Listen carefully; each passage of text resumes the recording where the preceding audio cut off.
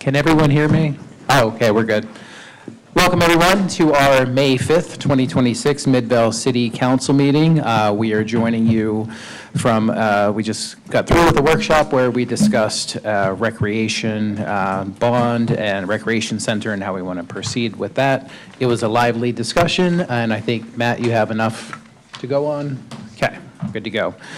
We will start this meeting, as we always do, with a Pledge of Allegiance. If you wouldn't mind standing and repeating after me.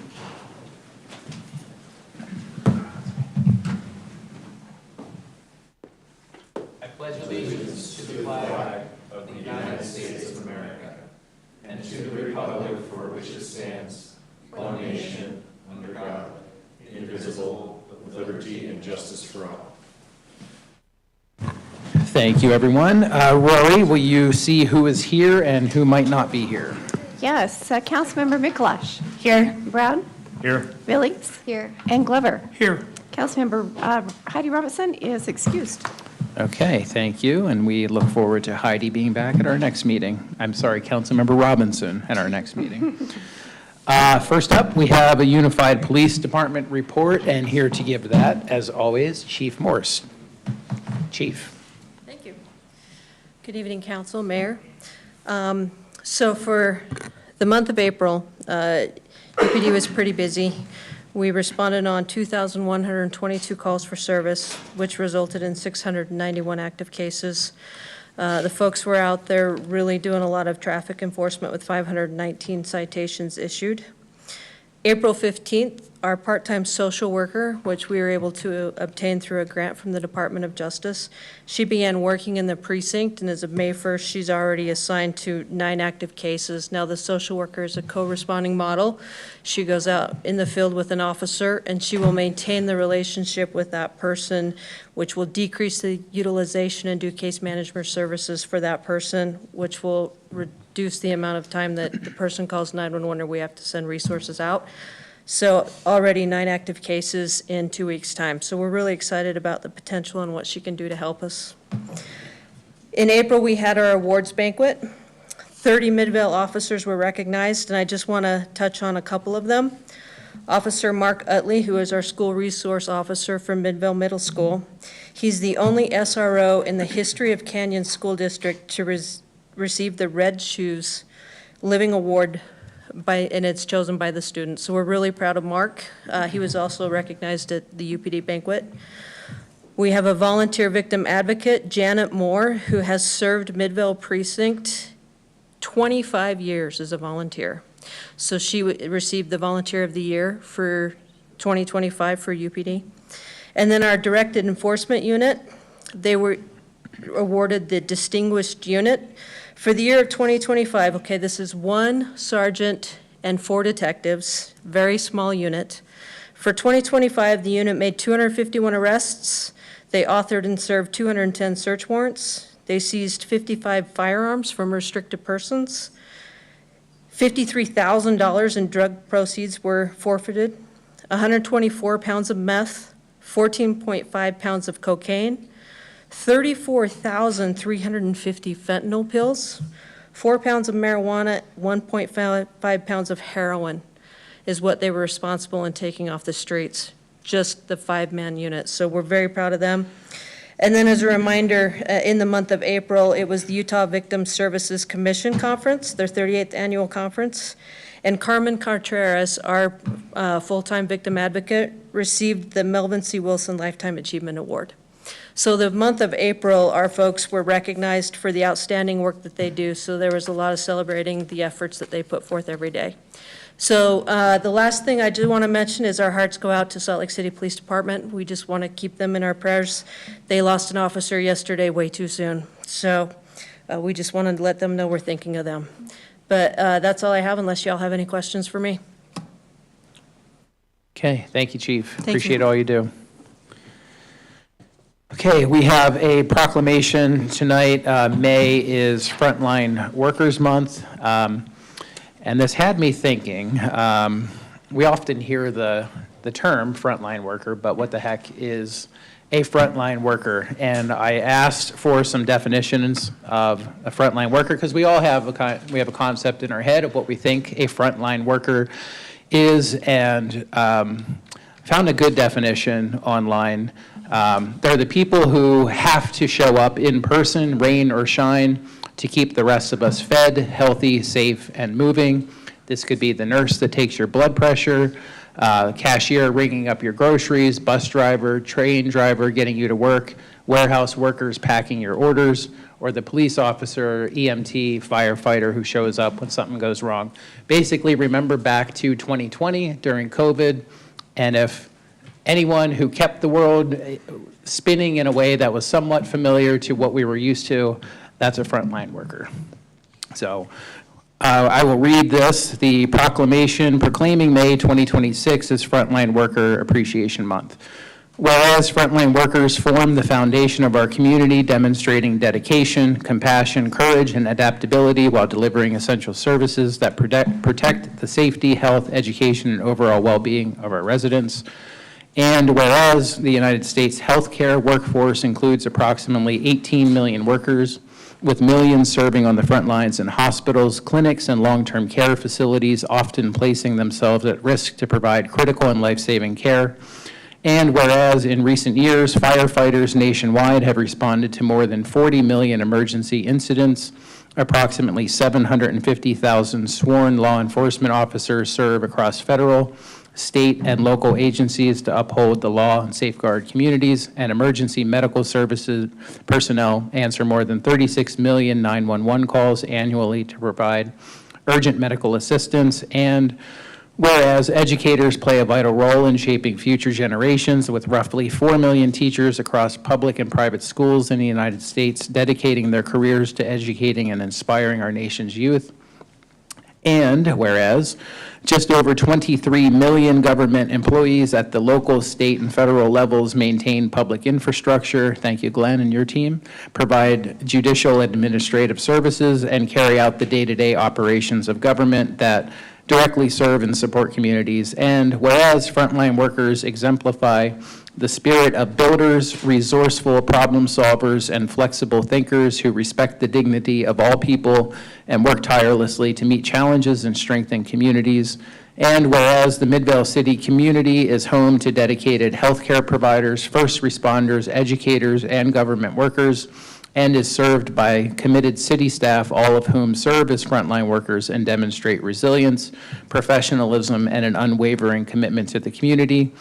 Now, therefore, be it resolved that Mayor Dustin Gettle and the City Council of Midvale City do hereby proclaim May 2026 as Frontline Worker Appreciation Month in Midvale City, and we encourage all residents to recognize and honor the invaluable contributions frontline workers make to our community and beyond.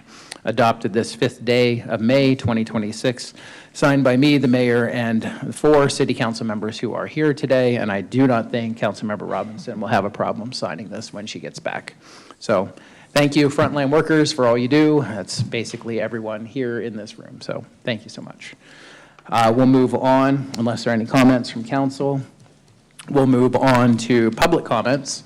Anyone wishing to comment on any item not otherwise scheduled for a public hearing on the agenda tonight may address the City Council at this point by stepping up to the microphone. You'll be given 3 minutes, and we are a friendly group. And state your name for the record. Hello, Mayor and Council. My name is Luke Maines. I am the Vice Chair of the Midvale Community Council and the Chair of the Active Transport Committee of that council. And that's what I wanted to talk about. The Active Transport Committee is hosting a Midvale Wheels and Walks event this Saturday. I've heard that the mayor may have purchased a bicycle specifically for this event. But yeah, anyone is welcome, any member of the community or any surrounding community is welcome to attend. It'll be at 9:30 at Jordan Bluffs Park, which is right by Zion's Bank. We'll have about a half an hour where we will have people with bike pumps. If your tires are low, we can pump them up. And then we're gonna take about half an hour walking or riding down the Jordan River Trail. We'll go down the little switch back to the trail and go, and then we'll just come back, and there'll be otter pops kindly provided by our Active Transport Community Secretary, Rebecca Pipkin, who did a lot of the planning for this event. So we'd love to see as many people as possible there.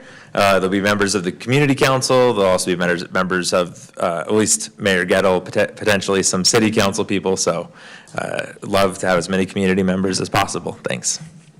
Thank you, Luke. Not only did I buy a bike, but I also bought a very obnoxious bell to ring and some other flair for my bike. Should be fun. And thank you for putting all that together. I know the Active Transportation Committee's done a really good job planning that event, so looking forward to it. Anyone else like to give public comment? Step right up. Not seeing any, we will move on then to council reports, and we'll start, as we always do, in District 1, Councilmember Bonnie Billings. She's not. Oh, when did that happen? Okay. All right, well, we will go then to District 2, Councilmember Paul Glover. Thank you, Mayor. Just like to thank all the staff and everybody that helps keep Midvale running. It's a pleasure to work with you and be able to know that when we ask you to do something, it's done. Appreciate that a lot. That's all I have this evening. Okay, thank you, Councilmember Glover. Moving on, we'll skip over District 3 because she's not here, not because we're just skipping her. District 4, Councilmember Bryant Brown. Yeah, the only thing I wanted to kind of mention is last meeting, we talked about water a lot, and you know, obviously for good reason, a lot of people had a lot of opinions. You know, I still think we are obviously trying to do the right thing as a city.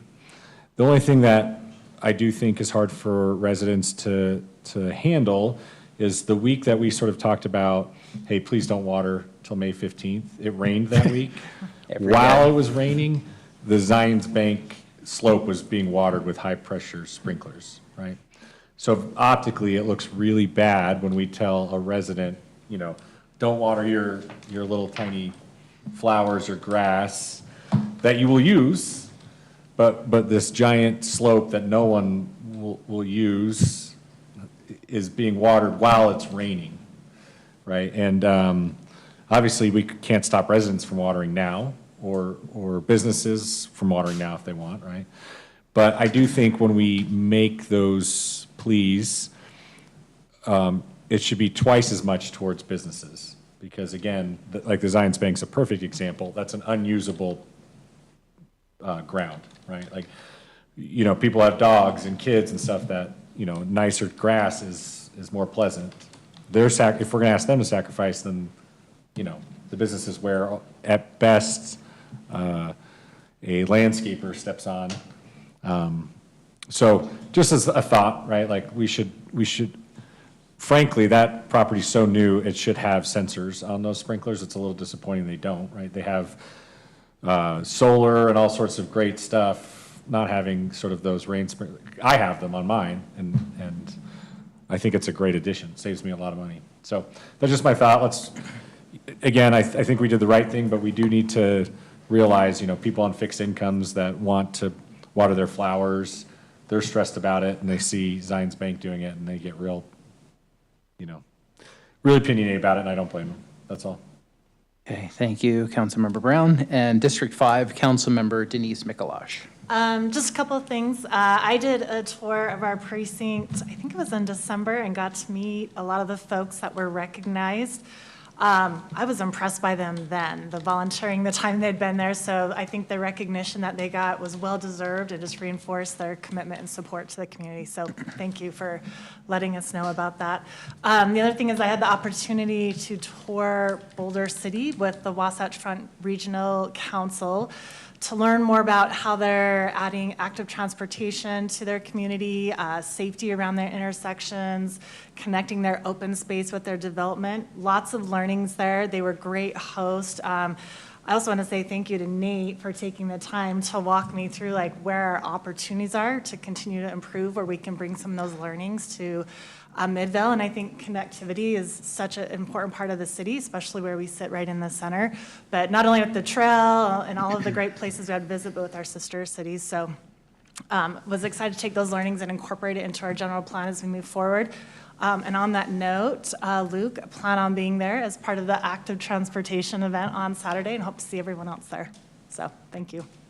Okay, thank you, Councilmember. I know a lot of us up here are jealous that you got to go on the tour, but we're happy you did and happy to look at some of those places where it would make sense for Midvale as well. So I bought a bike, so I need some active transportation to go along with it. So thanks, thank you. For my report, real quick, 3 things. City Manager Dahl and I attended St. George Conference 2 weeks ago. A lot of workshops that are very beneficial to city government, but the real important thing is networking with folks down there. It's kind of like municipal government prom. Everyone's down there, and you know we have a good time, but also you really get to learn. It's great meeting council members from all over Salt Lake County, mayors from Salt Lake County, but that's where the real reason to send people down there is like what happens in between the workshops. So that's where did you want to jump in? You called it the St. George Conference. It's the Yeah. Cities and Towns. Utah Leagues of Cities and Towns Conference in St. George. Thank you. Thank you for that. But yeah, and I would recommend if any council member wants to go, there's the one in October that's in Salt Lake City, but the one in St. George is the one that's, for some reason, more attended, I think.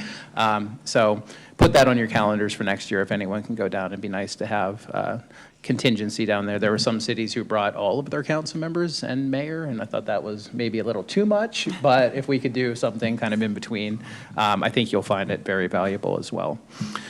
Second thing, I attended the fallen officer ceremony today, part of the mutual aid, and that was always a very somber ceremony.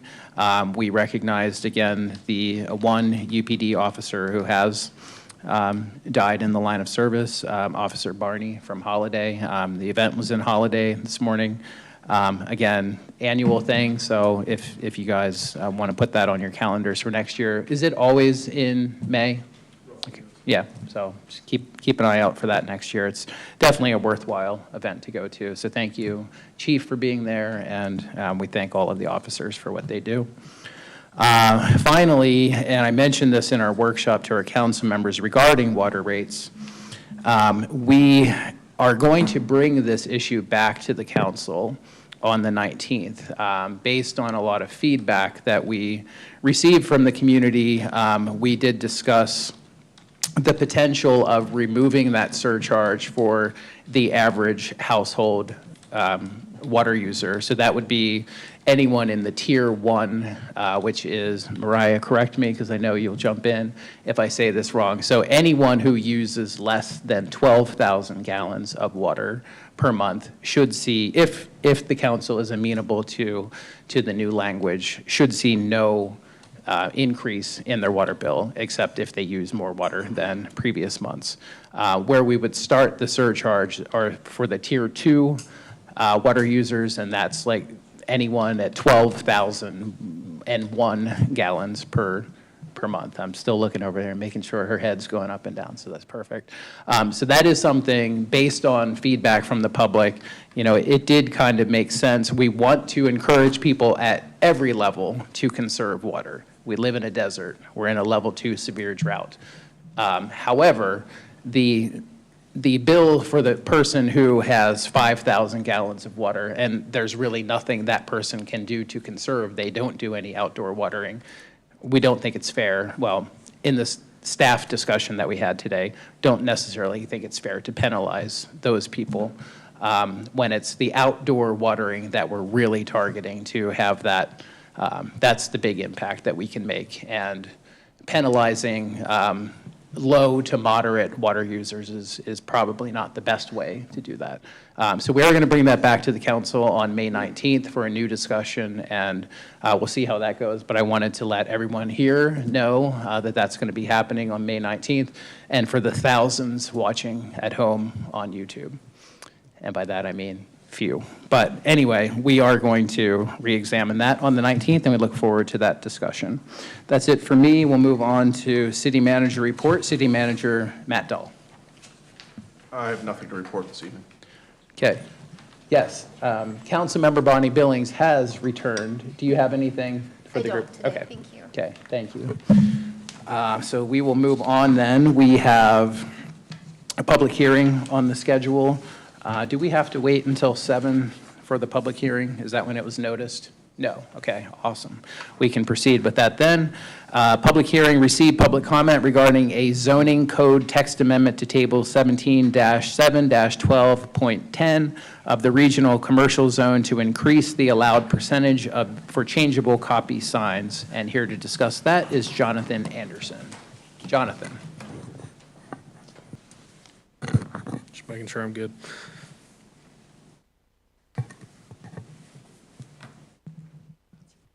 I know we had trouble with that microphone last meeting. Has that been fixed? We had to bring out the mobile one. I'll just talk into it. Sounds like it's working. All right, that's good. All right, thanks, Mayor, Council. So this is a zoning code text amendment to the regional commercial zone. The sign table for changeable copy sign percentage. And here is the amendment as proposed. No.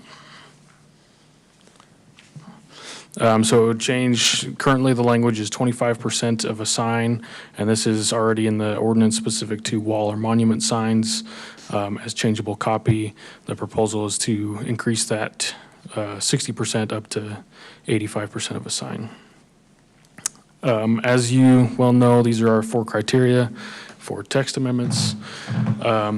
As staff, we believe that the ordinance that we currently have in the zone is sufficient for, signage needs in the commercial zone, specifically meets the general plan, state code, all that. We think it's all sufficient to what we currently have.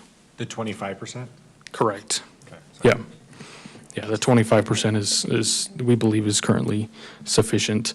So our recommended finding is that it does not comply with the requirements for approving a text amendment, which is our recommended motion as well. The Planning Commission 2 weeks ago, they also, they recommended denial of this, also on the same basis that I presented before you. There was some discussion there. But yeah, they didn't want to see this happen in one of our larger commercial zones. Any questions for me? Any questions from council? Why, how do we get to 25%? And what do other cities do? I don't know the history of why we have the 25%. It's been there for a long time. Neighboring cities, I know for like Sandy, for example, I believe they have up to 50% of signs that they permit as this. But that was the only one that I've really researched super far into. Because to me, 85 seems kind of, 25 to 85 seems like a pretty big jump. Sure. But, technology changes and stuff as things get built. LED signs looking better and better. Like, I wouldn't mind considering matching what neighbor cities do. That doesn't necessarily mean 25 to 85, but 25 just seems kind of like a weird sign. So 75% of the sign has to be like painted or something, right? Yeah, I mean, like in the instance, it's only permitted right now for monument signs. So if you think of gas stations, the ones that would be on the corner that have the, LED scrolling of the prices. Yeah. That's currently right now, that's limited to 25%. And for any other sort of sign that does electronic means of changing stuff. So. So why are we considering this? The city, we as staff did not propose this. There was an applicant that proposed this change, and he is here tonight if you want to discuss questions with him too. So, Yeah. but yeah, this is not staff initiated. It is a public hearing. If there are any other questions from council first, the applicant did request to be able to speak tonight, which is probably appropriate to know, like, how the heck did this come to us? But you have the recommended motion up here. I will just add that, we can obviously table this proposal and But if you want to hear from the applicant, I think that's probably best next, unless anyone else has questions for Jonathan first. We want to have him as part of the public hearing, or? So typically with this, the applicant has additional time to be able to speak because this is their application, and then we would open the public hearing for others to comment. Thank you. Too good. Okay, if we want to have the applicant come up, Dean, and please state your name for the record. Hi, my name's Dean Cardinell. I am the owner of Worldwide Trekking and the founder of the Human Outreach Project on 7404 Union Park Avenue here in Midvale. And I started my business 20 years ago. I was a lifelong ski patrolman, 32 years at Snowbird, director of the ski patrol up there. And I started my business, and I like to think that I'm living the American dream. I started in my dorm room at Snowbird for 4 years, had a home office, and then leased an office space in Cottonwood Heights. And in 2018, I rezoned the property there in Midvale and have great business. And one thing that we struggle with is that people drive by the building and they don't know what we do, what we offer. And I think in 2026, we see new communications and new ways of getting our message out, not just on social media. And I had come in to see about a sign and went through the process of having the sign done.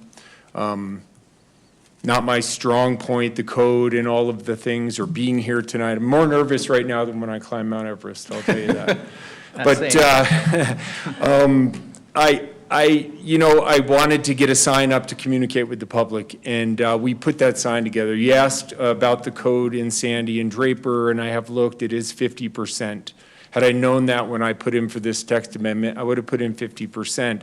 As I did my research to see the signs adjacent to my building across the street, just south of me, to the north of me, the way they build their signs are with a big banner across the top that says the company name, a big monument base on it that also adds a lot of space. And when I designed my sign, I made a very clean sign that has pretty much the whole sign is the changeable copy. So that's why I wanted more. What we put up there is simple messaging like this. I can show you. They're just a picture of a destination with sorry. Just a picture of a destination with so the public can see that. We had the sign originally approved. They did not know it was an LED sign. I did not know that that made a difference, and put up the LED sign, had the engineers redesign things and everything else, and it was up there for 4 months. I have more people stop in my office in 4 months than since 2019. We've been in the building since then. And, we just want to run a good business. We just want to do things right. I'm not here to be an annoyance. I'm here because I want to be an ambassador of Midvale City. I want to run a good business here and do good things. We have a nonprofit that does great things all over the world. We have an orphanage in Tanzania, Africa. We've fed over 2,000 kids lunch today. I know that in Tanzania. We have schools in Peru and Nepal, and all summer long we bring kids from at-risk communities of Salt Lake City to Snowbird and Brighton and Solitude, in partnerships with those areas, hiking and getting outside and having a picnic lunch provided by Utah Food Services. And I want to partner with Midvale City. I want to do whatever I can do to be a great advocate to your city.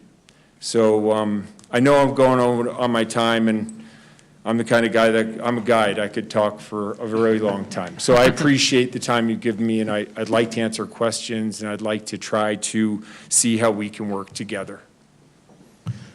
Any questions for Dean? Paul, you look like you're about to ask a question. Well, my concern is, I'm a businessman, so I like these, but my concern is if we get every business competing with another business, and we have these big signs everywhere flashing, and it distracts everything. So I don't know how at what point Does 85% work? Probably a little big. 85, I think, like I said, I continue to do my research since I had submitted this packet. It shows a lot of other signs in the area that are just south of me, of course, into Sandy, where they provide 50% coverage. My sign would be able to provide 50% coverage if I put the name above and the big base on the bottom. I think seeing the billboard just north of me, which is in Cottonwood Heights because it's across the street, we see these signs regularly throughout the community. Right here in Midvale, it's the same sign that's in front of the building here. That's a double-sided sign, the same exact LED style sign. You know, so I think that communication-wise, I can respect the fact that you wouldn't want flashing signs. I think there are some guidelines that we could put in place that would give brightness, would give transition times, which would reduce scrolling images or video from being shown, static images, things that would regulate and control the environment. I'm a natural guy that spends a lot of times outdoors. By no means do I want to impact our community. I don't water my lawn in front of the building. We have low impact, you know, drip on local plants that are native to Utah, you know, and I think it is about putting guidelines in place that hold everybody to a standard that is sufficient for the time that we're living in and also benefits the community. Thank you. I have a question, maybe our staff might have an answer to.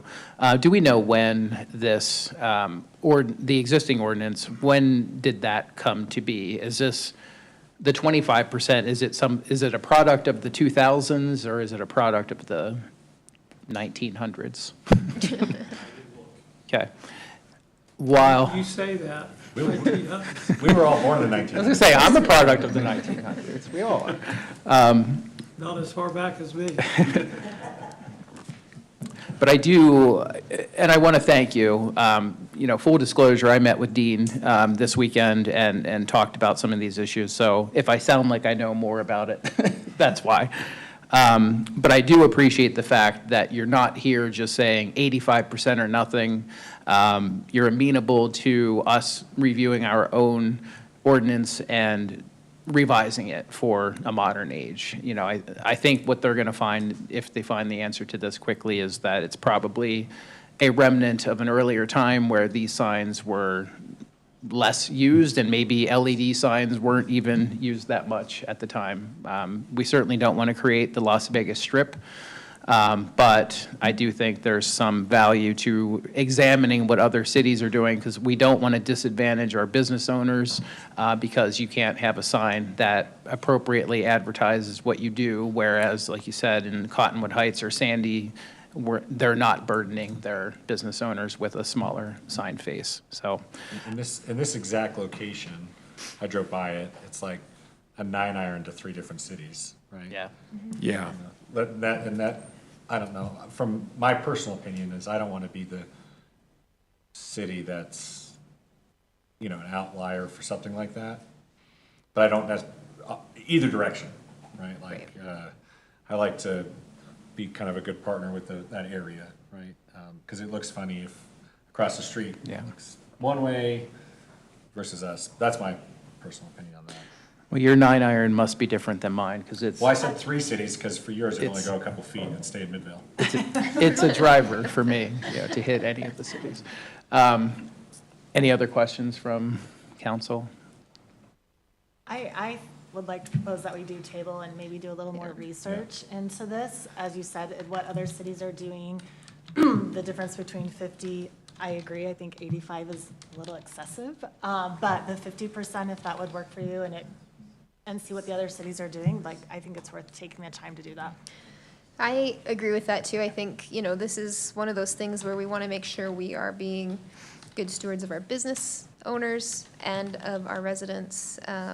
And I just think it just requires a little bit more careful thought about it. And I don't want to deny it at all, or just outright. I want to make sure that we do the right thing. Yeah, and we want to think unintended consequences. Yes. Sometimes we, oh, this makes perfect sense, and then, so I agree. I like the idea of tabling and researching. Garrett's gonna tell us why we can't. No. So my question is gonna be this. I've heard 3 people say table. Are you wanting to still have the public hearing tonight, which we have not done? Or are we tabling the public hearing to another night? Or are we holding the public hearing tonight and tabling a decision until a later date? Does that make sense? I would recommend that, so people can, because what if they come and say it's actually 70% or 40% or something, and we think it's 50%, and we appreciate your research. I did research it. But I would like the public to weigh in on what we think is what we're gonna land on. I don't know, what do you guys think? I agree. So redo the public hearing whenever we have the additional information from staff. Is that what you're? Yeah. Right? Yeah, Okay. but I'm waiting for Matt till he's doing his thing. No, I just want to make sure, though, that if we do that, that we are giving staff guidance on the things that sort of we're comfortable with, perhaps. I mean, as far as, like, the things I'm hearing is, we would like it to be something similar to neighboring communities.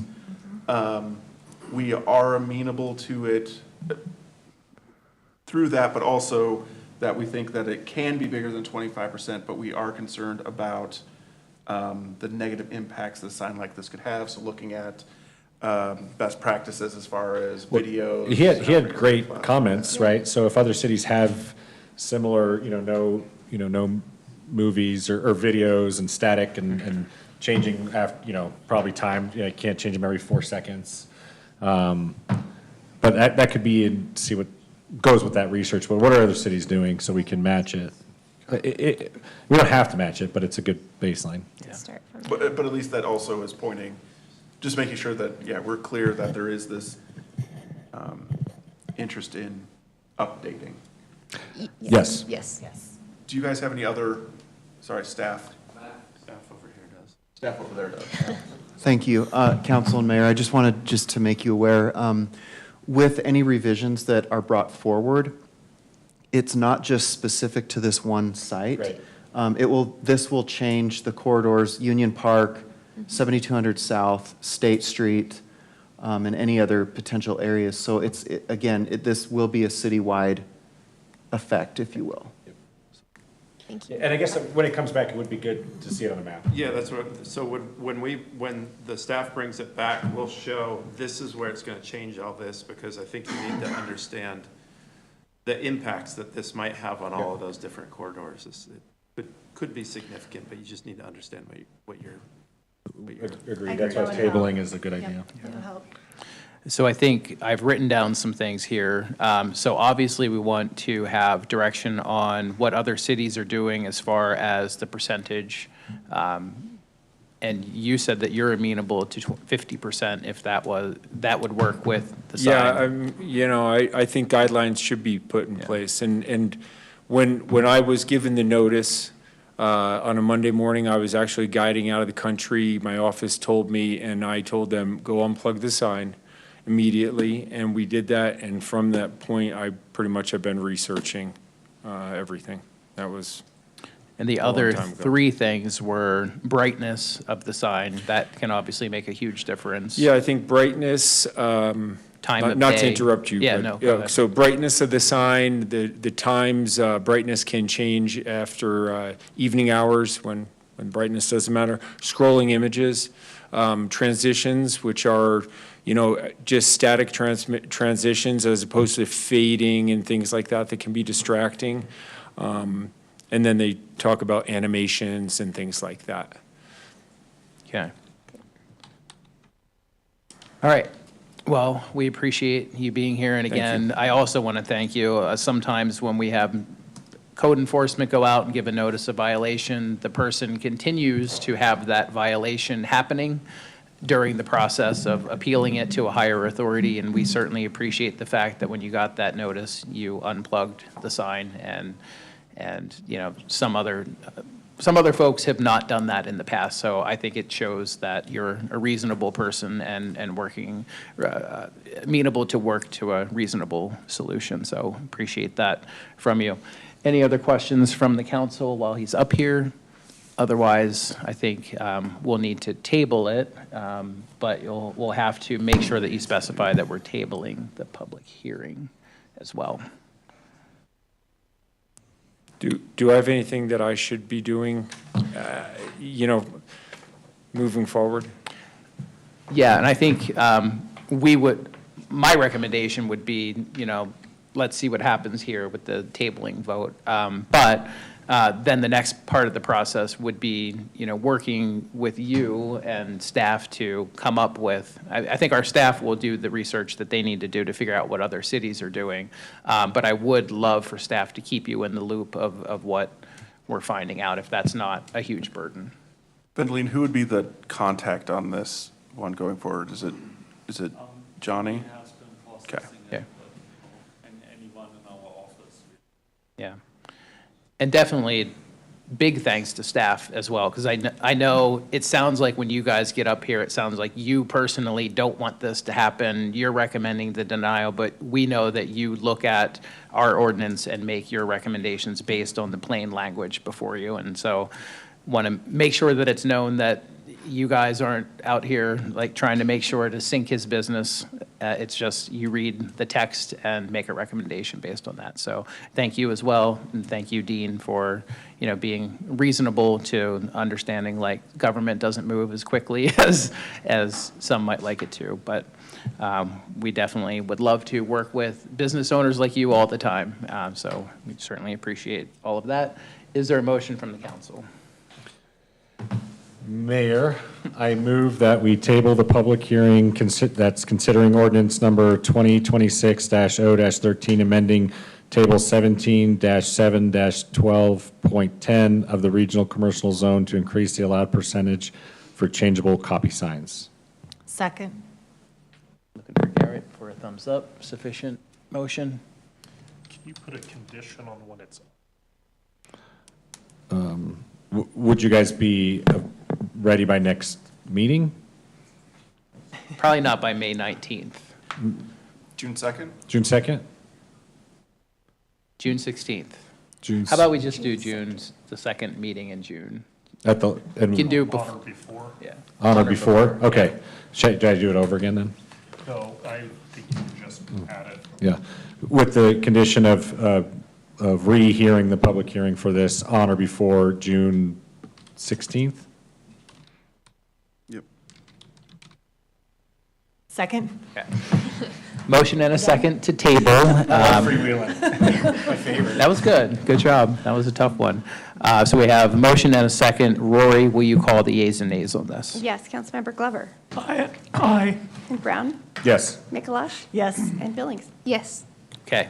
That is tabled until or before June 16th, 2026. We'll bring that back for a more robust discussion and an actual public hearing next time where the public can weigh in. So thank you, Dean. Thank you, staff. Thank you very much. Thank you.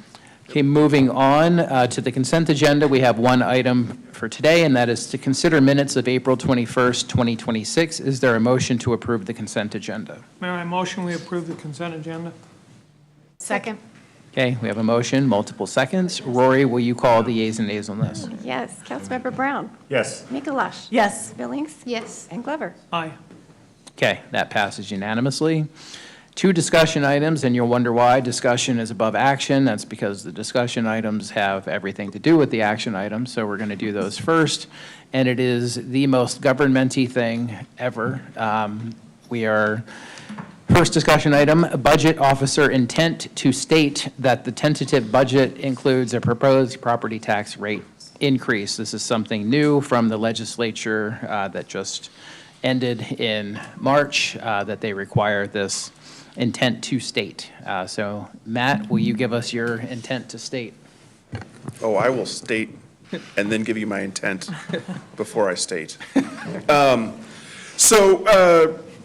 Thank you, Mayor. The budget process takes up half of every year, and in years where we increase the property tax, it actually goes from basically January until August. The legislature has, in the past, has spelled out a very specific process they refer to as truth in taxation. As part of that process in the past, in addition to all the preparatory things that Mariah does for, well, really all year, but starting in January, our budget retreats, those things lead up to the tentative budget. Tentative budget has to be presented at the first meeting in May. After that, we still have a lot of numbers that we're pulling in from different sources on revenues and costs and all of that kind of stuff so that we can get to the approval of a final budget at the end of June. If a city in the past has been interested in raising property taxes, we have to go through truth in taxation, which requires a whole host of communication, notices, and other things that go from when the budget is approved or the interim budget is approved in June until the truth in taxation meeting in August.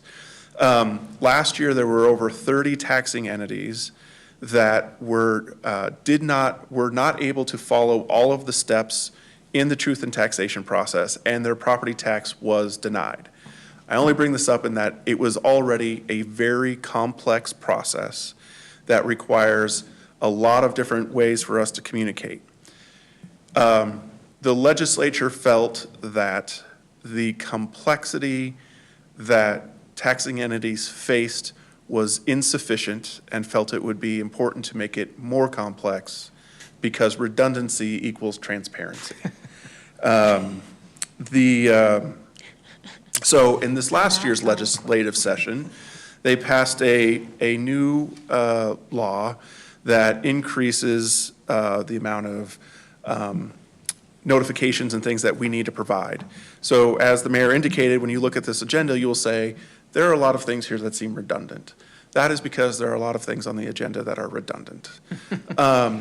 The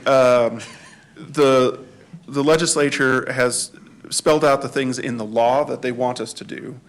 In addition to that, Mariah and I and others have been in a variety of different meetings with people who've been working with the tax commission and other entities to try to get a feeling of not only what does the law say, but what do they really want us to do. So through tonight, in this discussion, Mariah's discussion, there will be things that we absolutely have to do. And then there are going to be things that we're going to say that we think would be important to do in order to both hopefully achieve what the taxing commission wants, but also to help provide clarity to the community. In addition to that, I also want to say, in the past, even with all of that notification and things that are required when a property tax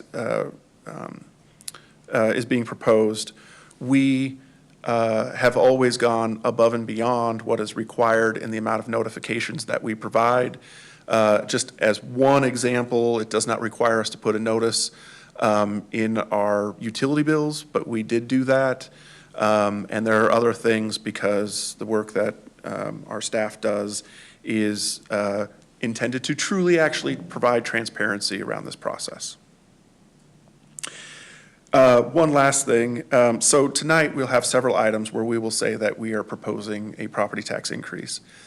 They are, those items also require us to provide a certain amount of information about how big that property tax is going to be, what things we would cut if that property tax doesn't go forward.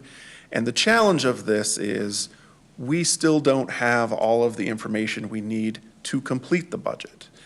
And so this is based off of the best information that we have. Mariah will cover a little bit of this, but one of the best or biggest examples of this is we don't know how much we're going to receive from the mitigation funding that we receive from the state. Right now, we're estimating that we're going to lose another $500,000, but that is an estimate, a guess, because the formula is relatively opaque in determining how much money we get, and we won't know until we actually start the process and they say, here's how much money you're going to get. The Housing Trust, or no, sorry, the State Housing Board, it's got some other official name, met today and And it was unclear from everyone if they actually did approve the application process or not, which means that we're still a little ways away from knowing how much money we're actually going to receive from that. That's just one example of some funding that may end up being better, may end up being worse, and we're not going to know that. So the things that we're talking about today are truly meant to be part of a tentative budget, one where this is the beginning of the process, things are going to change, and we'll continue to work with you as we go out. I only bring that up again because now I'll go into these things that are required by law. So with that, I am giving you my statement that it is my intent to state to you that in the tentative budget, we have included an increase in the public safety property tax that is intended to cover an increase in the public safety costs for Midvale. That is my intent. Do I need to say anything else on that? All right.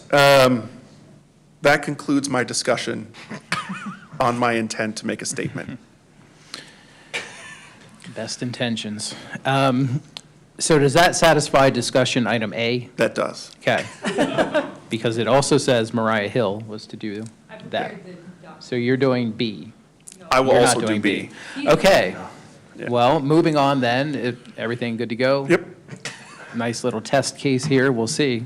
Now, to give his statement that the tentative budget includes a property tax rate increase, here is City Manager Matt Dahl. Previously, I had indicated to you that I had an intent to increase the property tax, propose a property tax increase. I am now making the statement that included in the tentative budget is a proposed property tax increase for the public safety property tax. That increase is intended to cover increased costs in public safety. I feel like you've been practicing that, like in front of a mirror somewhere, because that was, no notes, impressive. Thank you. Is that all we need for B? Yep. Excellent. Yep. The details of the proposed tentative budget will be covered by Mariah in following items, as well as a impact schedule that will go into the details of the proposed property tax.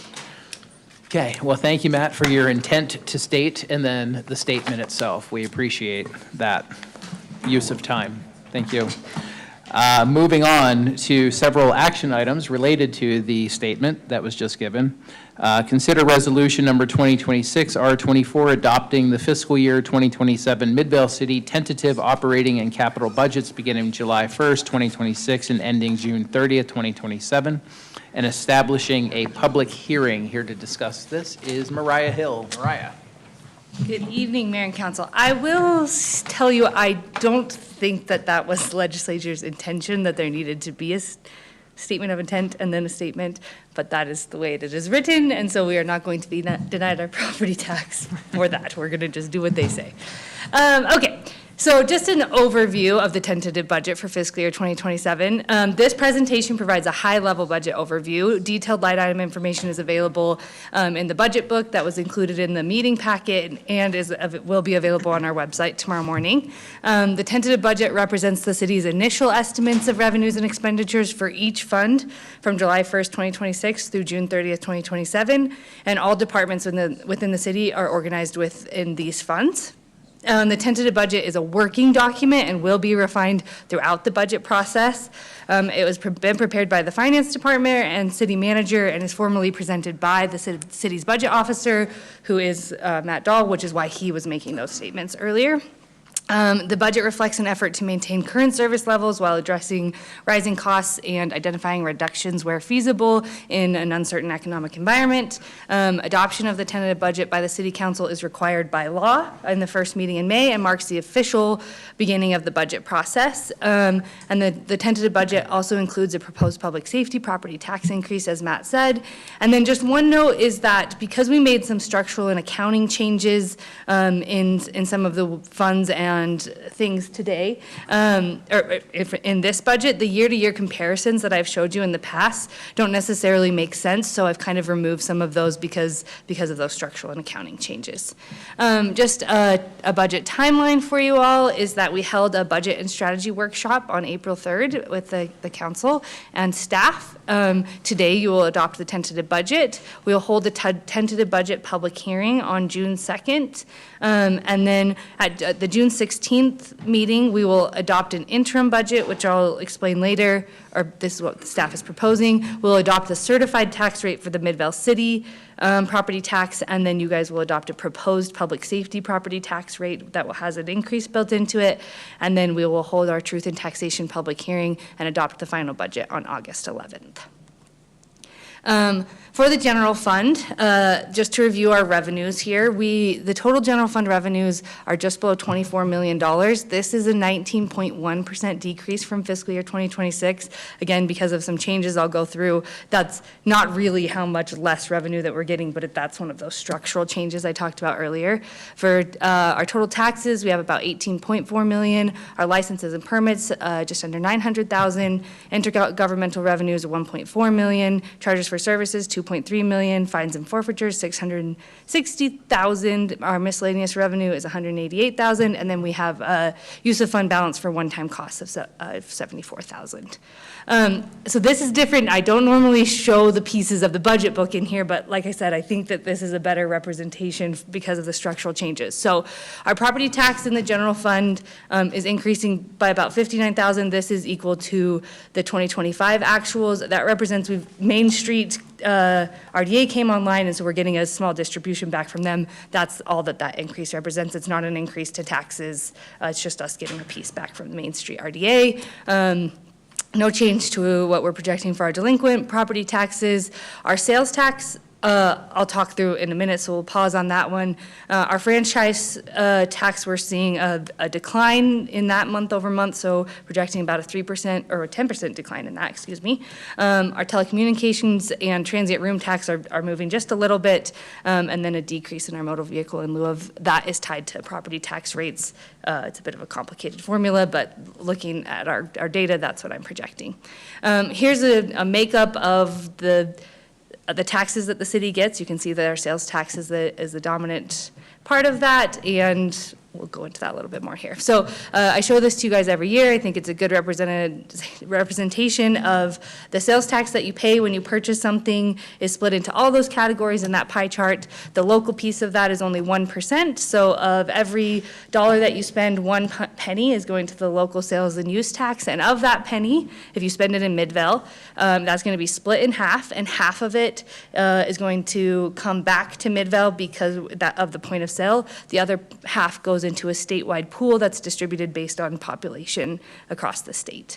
So we're projecting our sales tax to be about 11.2 million. Actually, I think 11.6. I don't think I updated that number. Yep, it's in the graph, 11.6. So what we're projecting is that we're going to be equal to fiscal year 2025 actuals.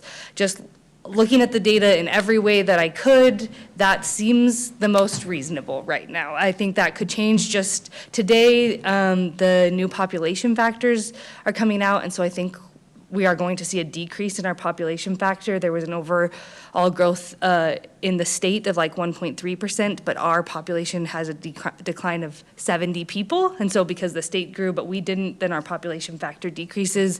That will come into effect in June, and I will have a couple months of data with that, hopefully to see where we should land with that. The 2026 budget, we budgeted a decline of 1%, and then the way that I think that was maybe slightly overly conservative, which is why I'm comfortable bringing it back up to fiscal year 2025 actuals.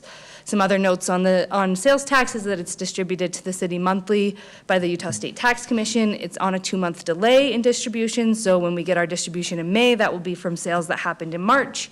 It is definitely our most susceptible tax to economic trends. And really, statewide sales tax is still showing a 1% to 2% overall increase. Ours doesn't match that exactly, but it's again a reason why I feel a little bit comfortable bringing that up to 2025 actuals. But still, the economy is showing continued signs of slowing and declines in consumer spending and confidence. I attend just about every economic update I'm offered through different entities, and that's just kind of true across the board. So we're just still sitting with uncertainty in sales tax, which is 63% of our tax revenue. Just to go through so you can kind of see that I never show you guys this in this presentation, but all the different kinds of revenues that come into the general fund, and that they're fluctuating all over the place, but in a lot of decline. So our business licenses projecting a 19% decline, a little bit up in our building permits, though that's restricted revenue, so it goes just specifically against our building department. We are our EPA grant that has funded our engineering position that monitors the Superfund sites is ending, so that position is being moved to being funded out of the RDAs. Our BNC road funds, again, a restricted source of funding that has to be used for specific purposes. Our liquor funds allocation is the same, and then the state homeless mitigation funding that Matt was talking about, I'm removing that from the general fund. That's one of those structural differences that made a big difference, and it's going to be receipted straight into the public safety fund because that's where those funds are utilized. And then we have our coalition coordinator grant that's staying mostly the same. In our charges for services, you can see we've got some increases coming in for zoning and development fees and plan check fees, and then the admin fees that we pay to the enterprise or charge to the enterprise funds for the services that the administration provides to those funds have all decreased. So that is an impact to the general fund revenues. Similarly with fines and forfeitures, we are projecting a decrease in $163,000. Those are our citations and court fees, and that's a pretty big impact. And then the use of fund balance is down from last year. So again, why we can't, they're not apples and apples to compare, but that's an update on kind of all of the general fund revenues. And then you guys have the line items in the budget books, but I'm going to just talk about the overarching themes for expenditures in the general fund. So always the major one is personnel for the general fund. The overall increase for personnel salaries and benefits is about $204,000. This includes and is affected by that we went through every position and made sure that they are being funded by the department and fund in which their time and work is being spent. So you can see that we made changes throughout the organization. This is just the general fund here in this table, but that affected things a little bit. It also includes a 3% COLA and a 1% merit across the organization. We have market and midpoint adjustments as well. And then for benefits, we have a 5% medical increase, 4.6% dental increase, and then actually URS had a decrease in rates. So this is all kind of everything goes up and down in all the different ways. And I try and explain it the best that I can. We also removed a part-time finance clerk. We felt that we are able to cover the workload with just 2 instead of 2.5. And then we are reclassifying the position of policy and project manager to economic development manager to hopefully help with some of our sales tax related things, but bring businesses in and that sort of thing.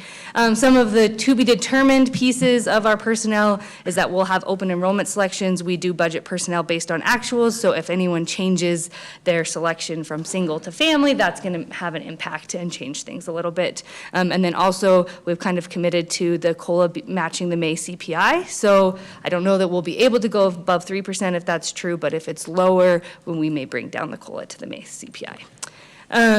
For other expenditures outside of personnel, one of the other structural things that we did is we have just been charging every department IT equipment, which kind of included operations and equipment replacement funds. I've split those out this year. And so last year, the total of that was about $250,000. The operations side of that is $175,000. And by operations, I mean like everybody's Office 365 account and the cost of the internet. We're splitting that across to all departments. But have decided because of where we're standing to pause the equipment charges. The IT fund has a pretty healthy fund balance. I feel confident that this is not this is a sound financial decision, that we can pause them for this year, spend down maybe some of the extra money we've put into that fund. And so that had a net savings for the general fund of $72,000. And then as every year, I sat down with every department head and said, where do you have $100 to give up? And they did, for a total of $31,605 across departments in the general fund. There's 25 different line items cut, and those ranged from $100 to $5,000. So this is, I mean, I think every year there can't be any more to cut, and then every year our department heads understand and work to find where they can. Some larger decreases for the general fund is that we had a $30,000 decrease in legal professional services, though I have assured Garrett, are we to be sued, we'll find the money for him to have that help. We don't have election costs this year, so that decreased $37,000. Our IT software costs in the general fund decreased $11,000. We had a one-time signal upgrade for $23,000 in the streets department we were able to remove, and then because of our in-house building department, we decreased our building inspection, outside building inspection needs by $50,000. And then besides personnel, the only increases in the budget in the general fund is that the communication software that we utilize has increased $6,600. We have a one-time cost for an interlocal radio tower construction of $50,000. Can't answer too many. He has the answers to that if you have questions about that, but that is a one-time cost. I was going to say, I have many questions about that, but. My quick understanding is that we bought radios last year with anticipating being able to use some set of infrastructure, and then that infrastructure is no longer available to us. So we're entering interlocally to do that with other communities and the county so that we will be bought into a new one that is being constructed. How's that? All right. I tried to understand where all the money is going. We have a one-time cost for the Utah Renewable Energy Program. You guys will be hearing about that and making decisions in the future, but it is in the tentative budget. We have an increase in our sign replacement plan. They have a 10-year sign replacement plan that they put into place. That uses the BNC restricted funds, and then the Planning Commission needed $1,500 more dollars. We've put all of their costs in one place, and we're working to balance that out. So that is really, if you went through and looked at every budget in the budget book, that all the changes fall into one of those categories. And so then just as an overall picture, here is a summary of the general fund. Administration is decreasing 3.4%, administrative services 4.2%. Public Works technically is going down some because their decrease is $1,500, but against $3.3 million, that doesn't show up as a reasonable percentage, and community development is decreasing 11.8%. Our debt service, do you guys have any questions about the general fund before I move to other funds? How much fund balance are we using? $74,000, $74,300 right now. Those are the one-time costs that we have to use for that. And that includes the one-time That's the radios. Utah and Renewable Community, okay. Yep. For the debt service fund, this one really changes about $5,000 every year. It really is just housing all the debt service that isn't in an enterprise fund. So it gets most of its money as a transfer from the general fund, and then we get some money from a developer for a pass-through loan and the RDA as well for a loan they have, and then it's just making principal and interest payments on some of our debt. For capital projects, we have sales tax that's specific to pavement management and sidewalk, curb, and gutter replacement, so that is always funded every year. For use of fund balance from the capital projects fund, we have been, our fund balance in the general fund has been reaching over 35%, and so we need to move that money to the capital projects fund for reasons like this, which is the Midvale City Park restrooms need to be replaced, so we have that in there for $400,000 with the use of fund balance from the capital projects fund.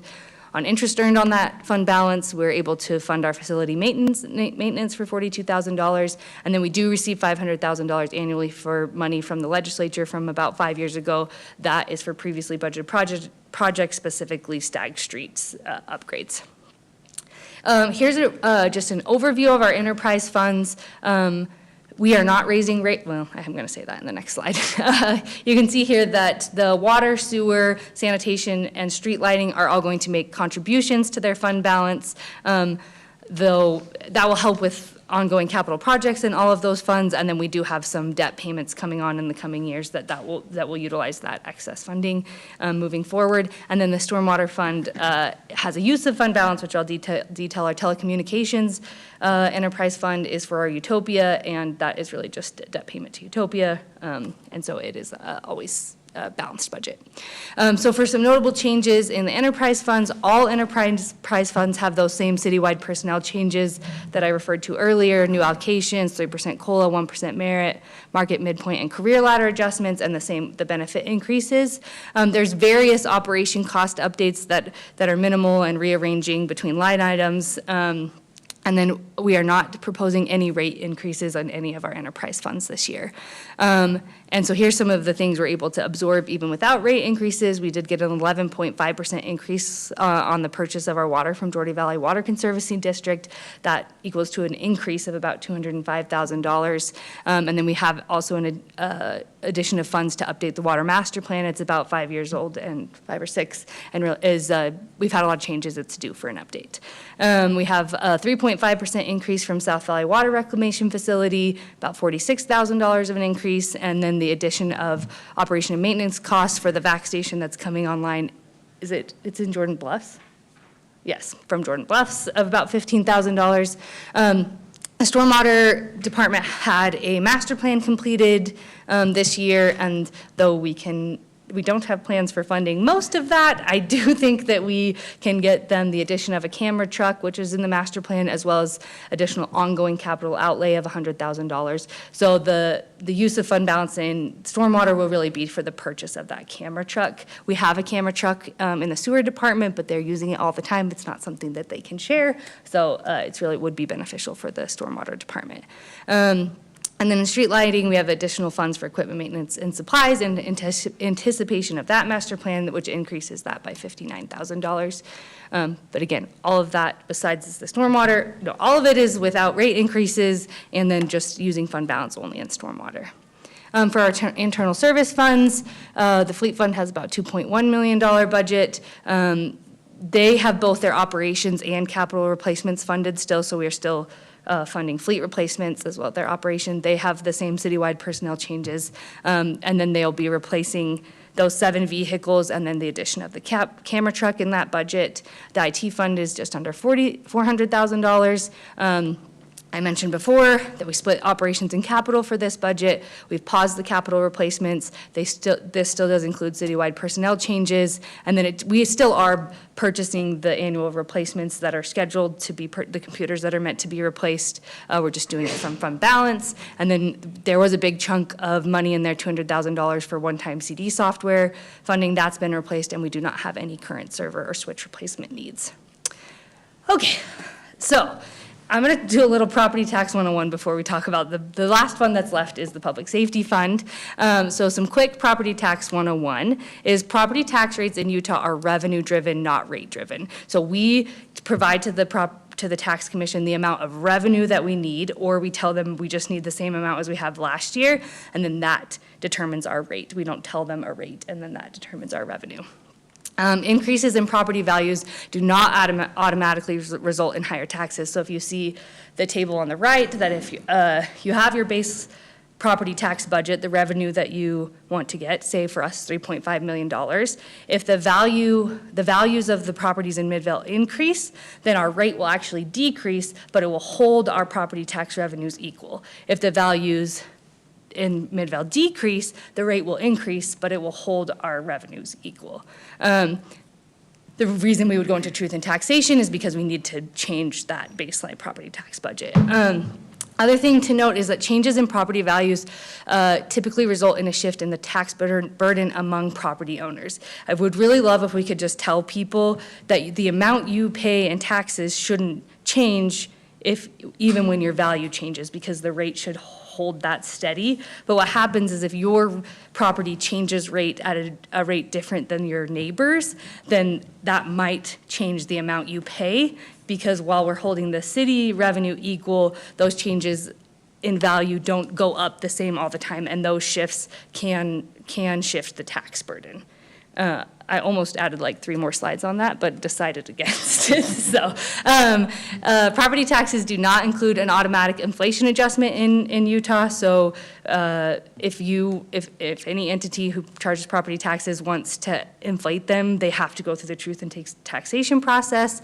Primary residences in Utah receive a 45 exemption on taxable value, and that is true for any residence that is anybody's primary residence. So even if it's a rental property, if it's somebody's primary residence, it gets the 45% exemption. And then new growth or a truth in taxation process is required to generate additional property tax revenue. We have gotten very minimal new growth in the last few years, but you could see that a faster growing community, they may not feel like they need to raise property taxes because their tax base is growing.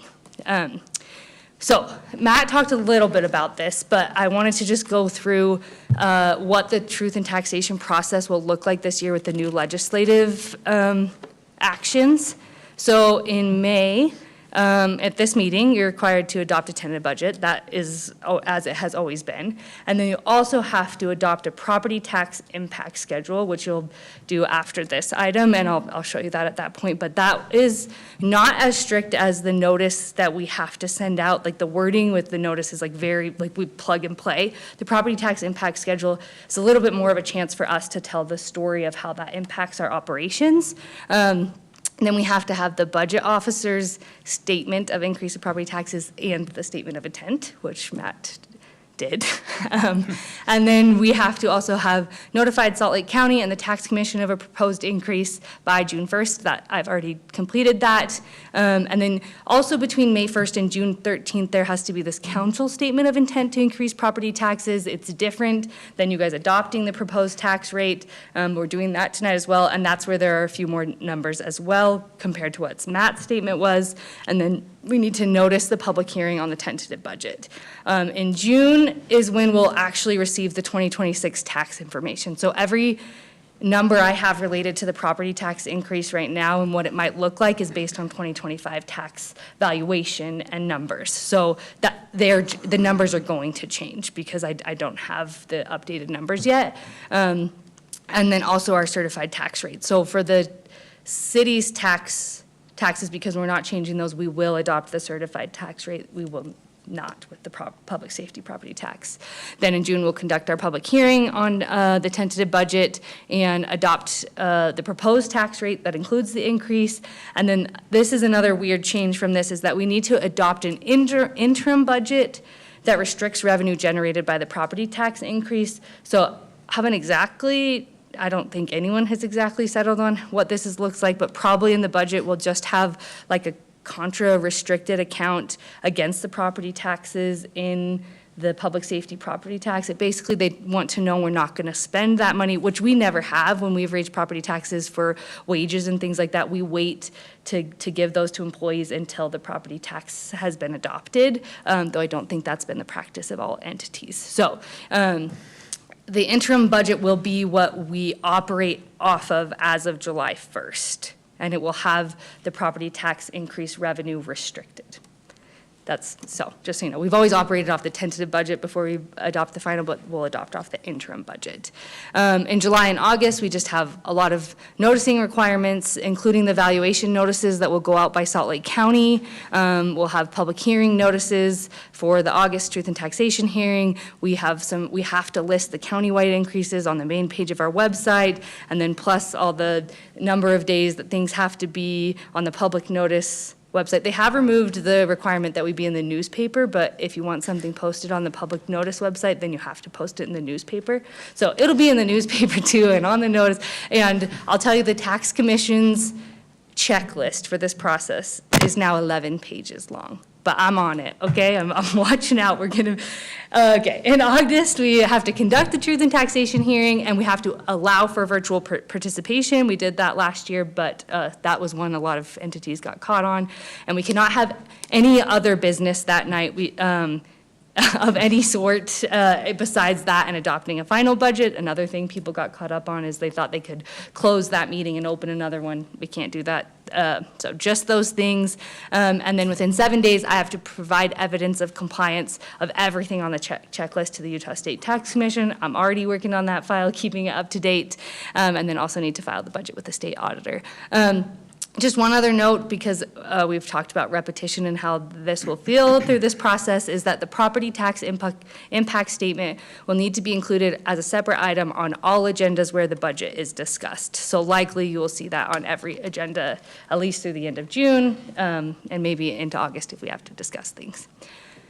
Or July and August, I guess. So here is we showed the budget process. This is the truth in taxation process that we're looking at. So tonight you'll adopt the tentative budget, adopt the property tax impact schedule, and then we had the public statements of intents to raise property taxes. On May 19th, we're having UPD come and talk about their budget in the workshop, but because there's budget on the agenda, we're gonna have the property tax impact statement as well. On June 2nd, we are intending. Did you talk about the townhouse? Okay, I was like, I think, so we've talked about how we want to kind of go above and beyond and do not just what's required, but what's best practice to engage with the community on this. So we're intending to hold town halls on the property tax increase, both in the workshop time from 5 or 6 to 7 on June 2nd and June 16th. So we'll have a town hall that night and then have the tentative budget public hearing, and also the property tax impact statement will be on the agenda. And then on June 16th, we'll have another town hall. We'll adopt the interim budget and adopt the proposed public safety property tax increase. And then August 11th, we'll have the truth in taxation public hearing and adopt the final budget. Any questions on that process? Clear as mud, right? Clear as mud. That's how I feel. All right, so for the Public Safety Special Revenue Fund, this was created in fiscal year 2026 to house all our public safety related expenses and revenues. So for our revenues, we have the public safety property tax. The tentative budget includes a proposed increase for that, but we have been collecting it for the last year. And then we're moving from the general fund, the state homeless mitigation funding. One note is, as Matt said, we have in fiscal year 26 projected to collect $2.9 million. We are decreasing that by $500,000. So that is a decrease in the revenue that has been funding our public safety fund. And then we do get some interest revenue because we get delinquent taxes whenever you have property taxes. Some people don't pay it, and you get that later on. So that's new as a revenue source in this fund as of fiscal year 27. We also have motor vehicle in lieu of taxes coming into here because that's related to a property tax rate, and this has its own. We've put that into this fund to help, again, offset whatever we can. And then a really big transfer from the general fund that you'll see on the next page basically is all of our sales tax as well. Our expenditures are our animal control contract with Salt Lake County that had a 4.7% increase this year. Our emergency manager contract with the Unified Fire Authority preliminary has a 5% increase. And then the Unified Police Department preliminarily also has a 3.1% increase. They have not adopted their tentative budget yet, so that's like a working number. So here are the numbers with that. The overall budget for the fund is just over $15 million. Any questions on that? Okay. The proposed public safety property tax increase is, like I said before, based on tax year 2025 information. That's all I have right now. So all of this is tentative and estimated. We are proposing that the new property tax revenue that will be generated is $848,964. Our current tax rate for the public safety property tax is 0.000249. The new rate would be 0.000474. On the average residential property value of 2025 of $492,000, the taxable value of that is $270,000. This estimated increase to the average residential property would be $5.07 per month, and for the commercial property, $9.22 per month.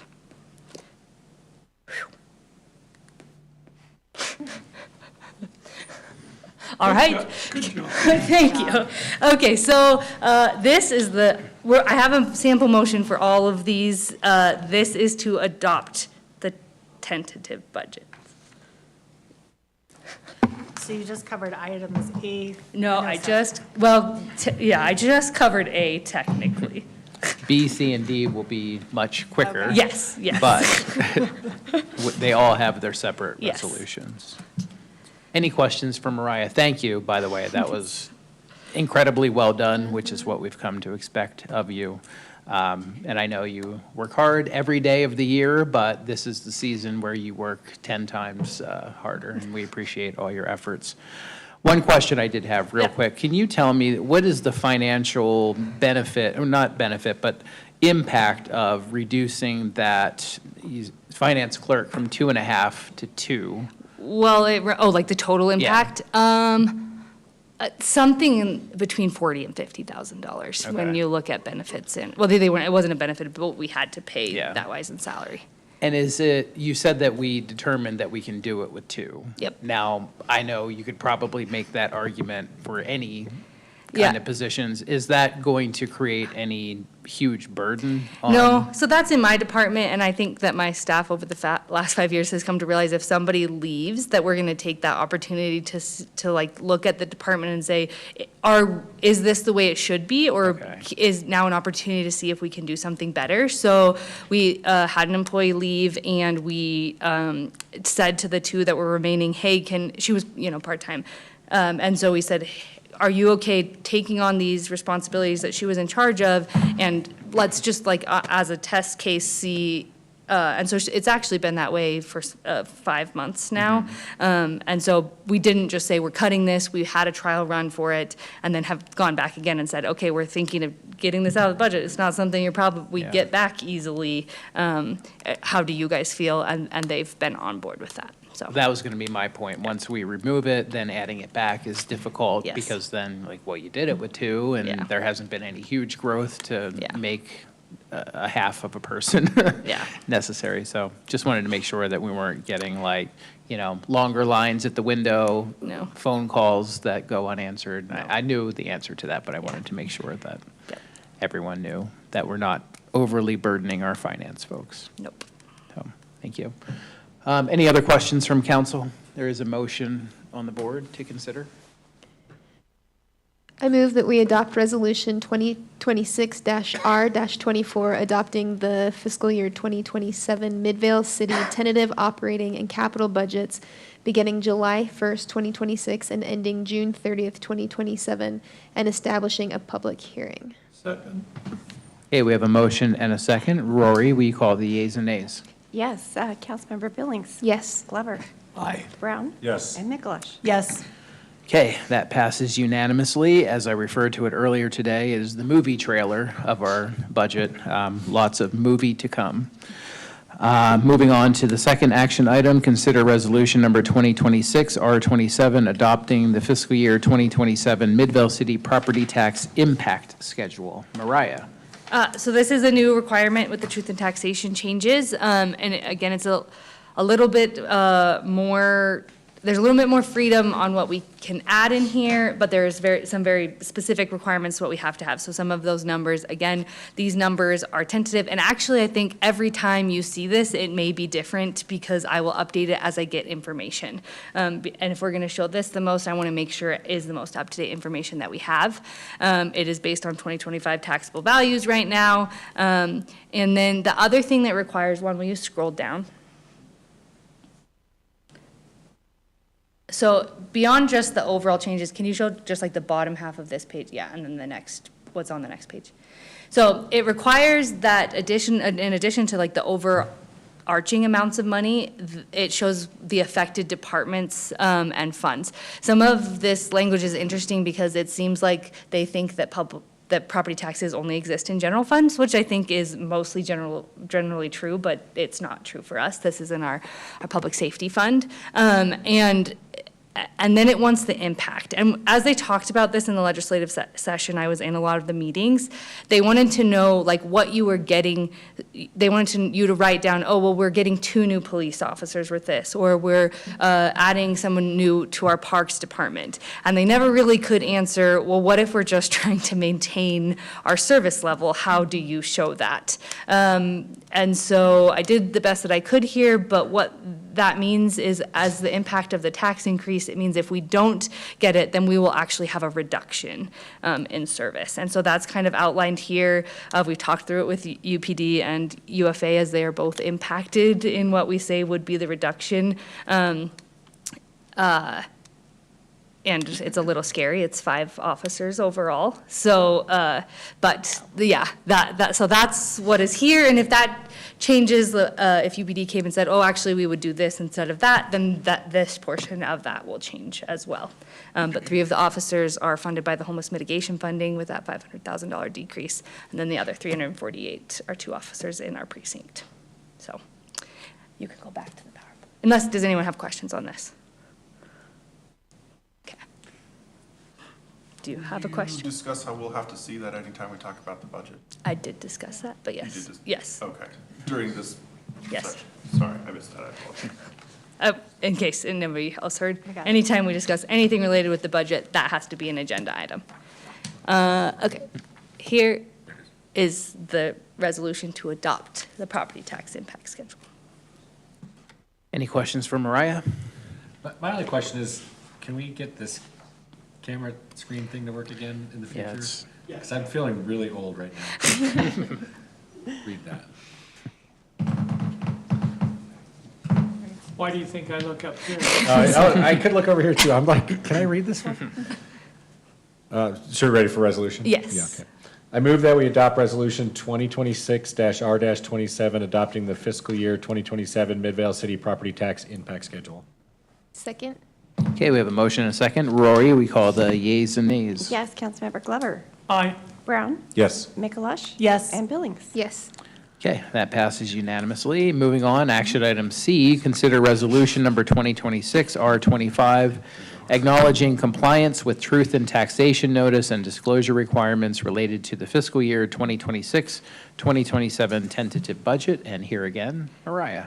So this is, again, one of those redundant things where basically we needed to tell you, we were going to tell you, we needed to tell you, and then we needed you to tell us that we told you. So this is just the third piece saying that we made those statements of intent and the statement from the budget officer and also, so I think there's some I don't know if it will be like this every year in the future, but right now we're just crossing our Ts and dotting our Is. So we're doing it. It's better to over-disclose. You did a great Yeah. job. We appreciate Yeah, that. You're so- making sure we can get this and not all of a sudden get that notice that said you didn't comply and Yeah.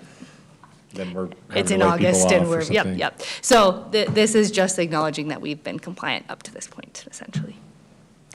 Okay, thank you again. Any questions from council? If not, motions on the board.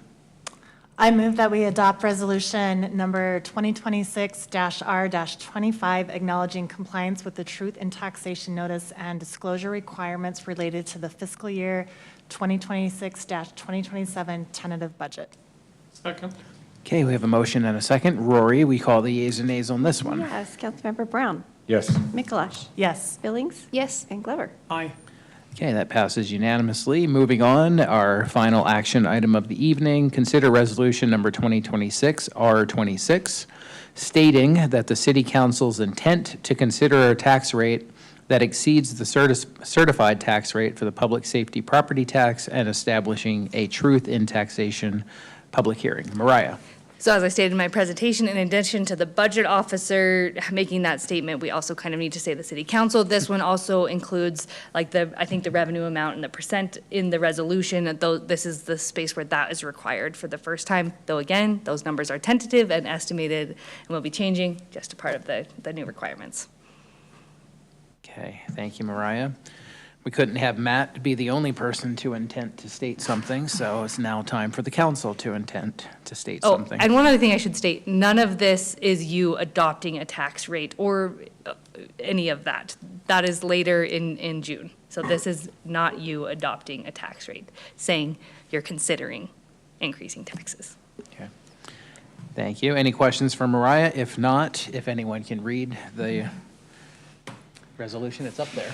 I move that we adopt resolution number 2026-R-26, stating the city council's intent to consider a tax rate that exceeds the certified tax rate for the public safety property tax and establishing a truth in taxation public hearing. Second? Okay, motion and a second. Rory, we call the yeas and nays. Yes, Councilmember Mikuláš? Yes. Billings? Yes. Glover? Aye. And Brown? Yes. Okay, that passes unanimously. Thank you, Mariah, for all of that. That was great. We do not have a closed session tonight, so I'll look for a motion to adjourn the city council meeting. Motion to adjourn? Second? Motion and a second. All those in favor of adjournment, say aye. Aye. Yes. Any opposed? Okay, we are adjourned from our city council meeting. We will magically reappear now as the redevelopment agency of Midvale City.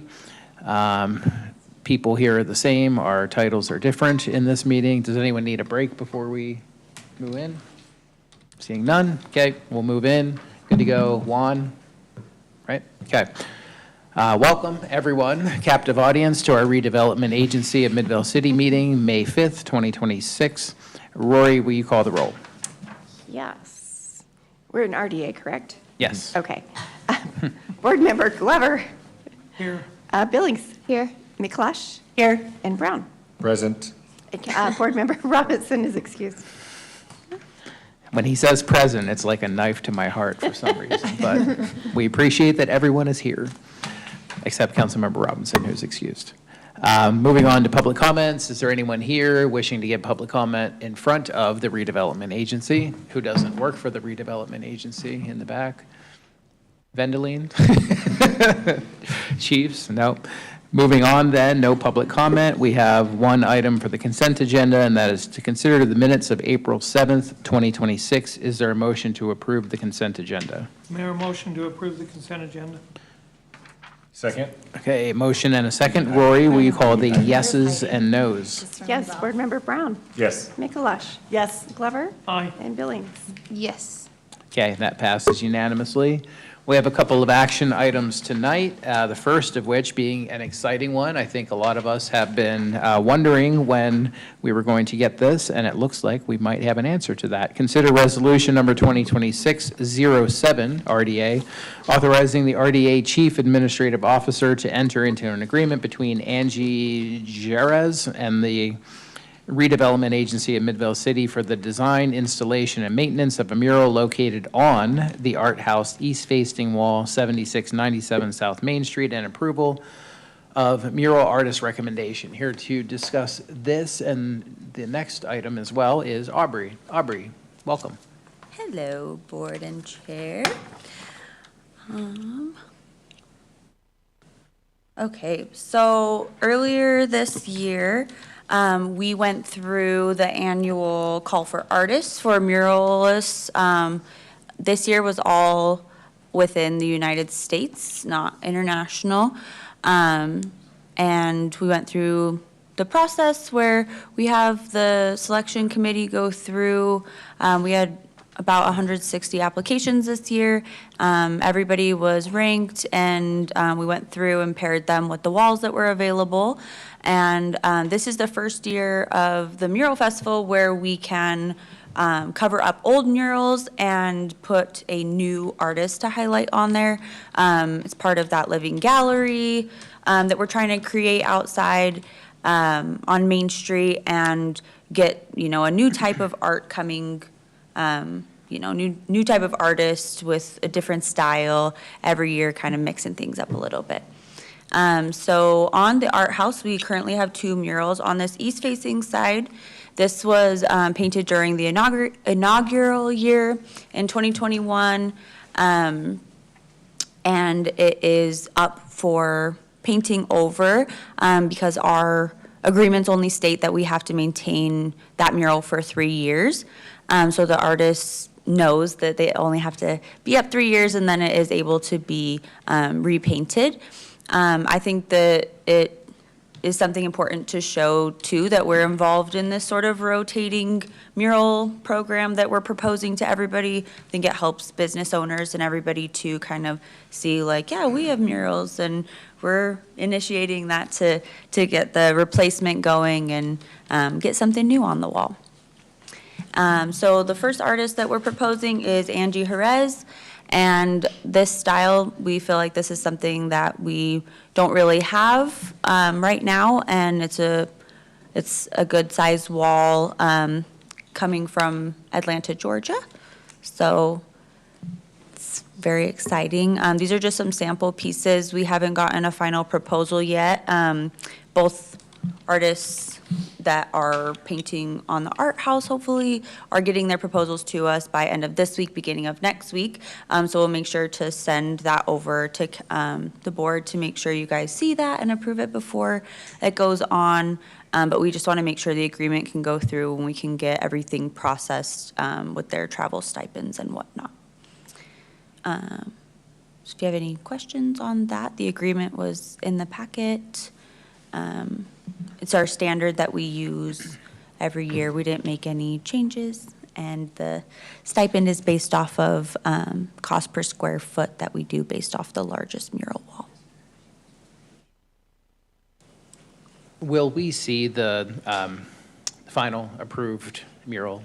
Yes, First. yeah. I'll make sure that we send that out as soon as we get it, and the RDA has said that it follows all of the city public art guidelines, and that it's appropriate to go on the wall, and we'll get that right out to you so that you guys see that before anything is touched on the wall. Yeah.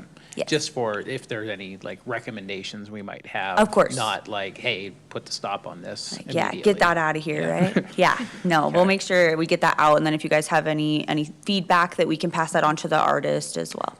I know mural time, Matt's blood pressure skyrockets based on waiting for some of the final proposals to come in, but hopefully not Gotta keep this him on year. his toes, Yes. you know?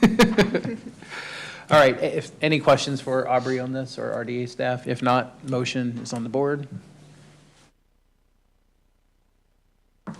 I move that we pass resolution number 2026-07 RDA authorizing the chief administrative officer to enter into an applicant wall agreement between Angie Perez and the redevelopment agency of Midvale City for the design, installation, and maintenance of a mural located on the Art House south-facing wall, 7697 South Main Street, and approval of mural artist recommendation.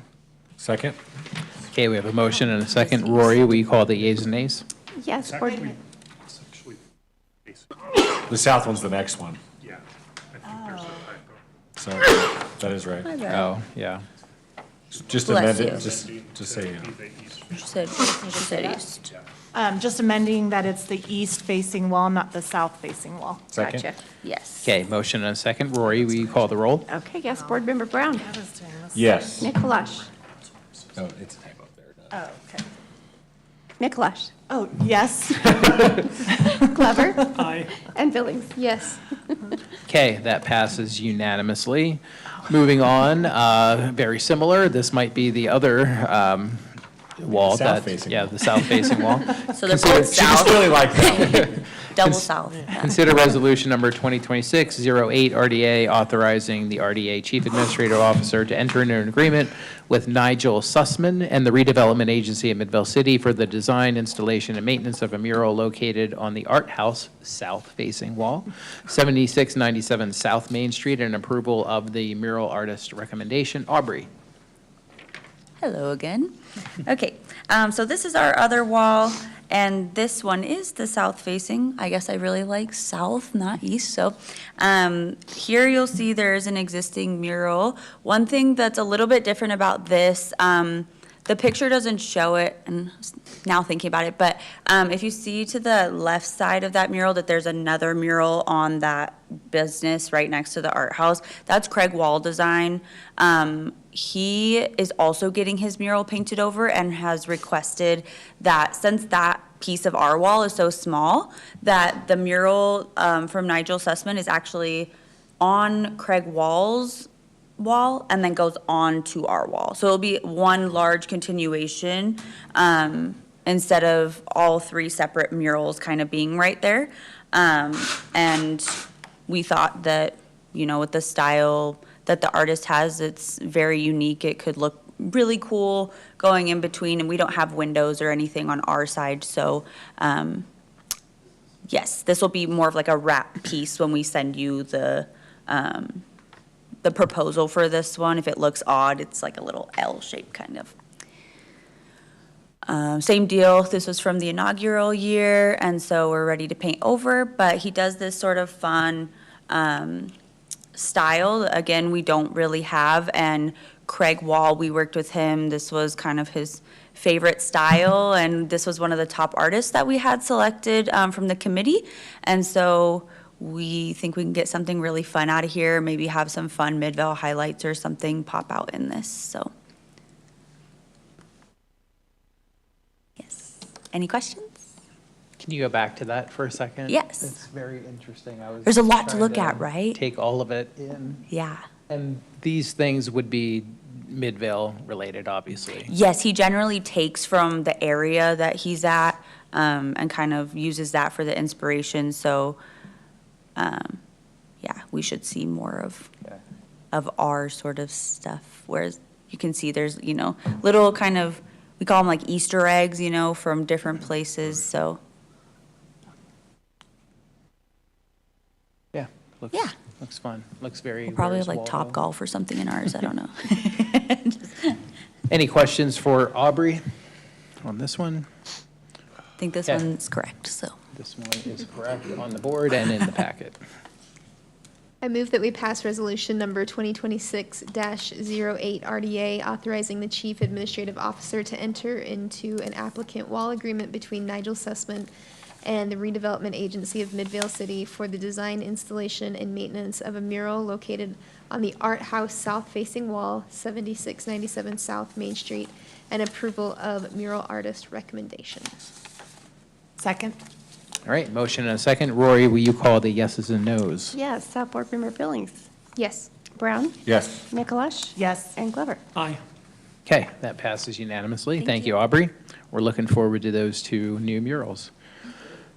Moving on, our final action item of the night, consider resolution number 2026-09 RDA adopting the fiscal year 2027 tentative budget of the redevelopment agency in Midvale City beginning July 1st, 2026 and ending June 30th, 2027. Mariah, I thought you were done, Oh, but, I'm definitely not. I have a lot Okay. of things, but I'm just gonna back up Kate. okay. She's, Kate, she's welcome. my helper.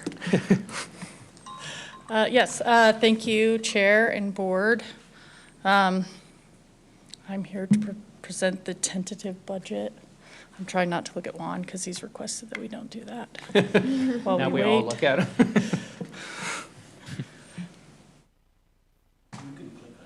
Oh, yeah, that's right.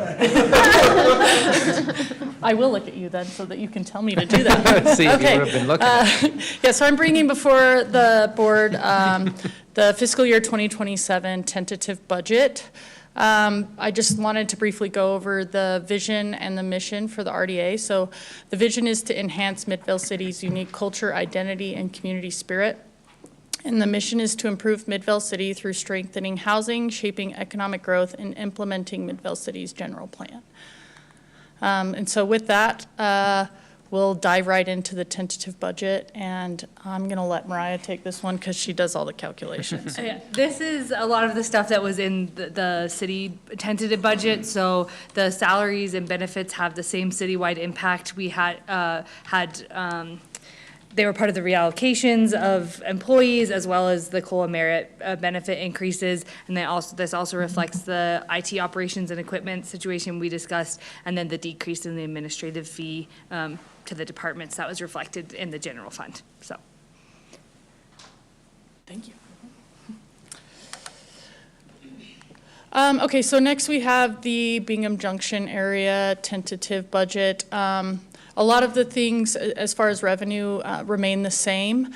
One thing that I wanted to point out is that we are allocating $80,000 under the professional services, and that'll be for the design of the Tuscany View Rail Crossing, which we're hoping to do this next fiscal year. And then under developer reimbursements, you'll see that there's a reduction in that projection, and that's just because we only have 2 TIRAs left that we're paying off.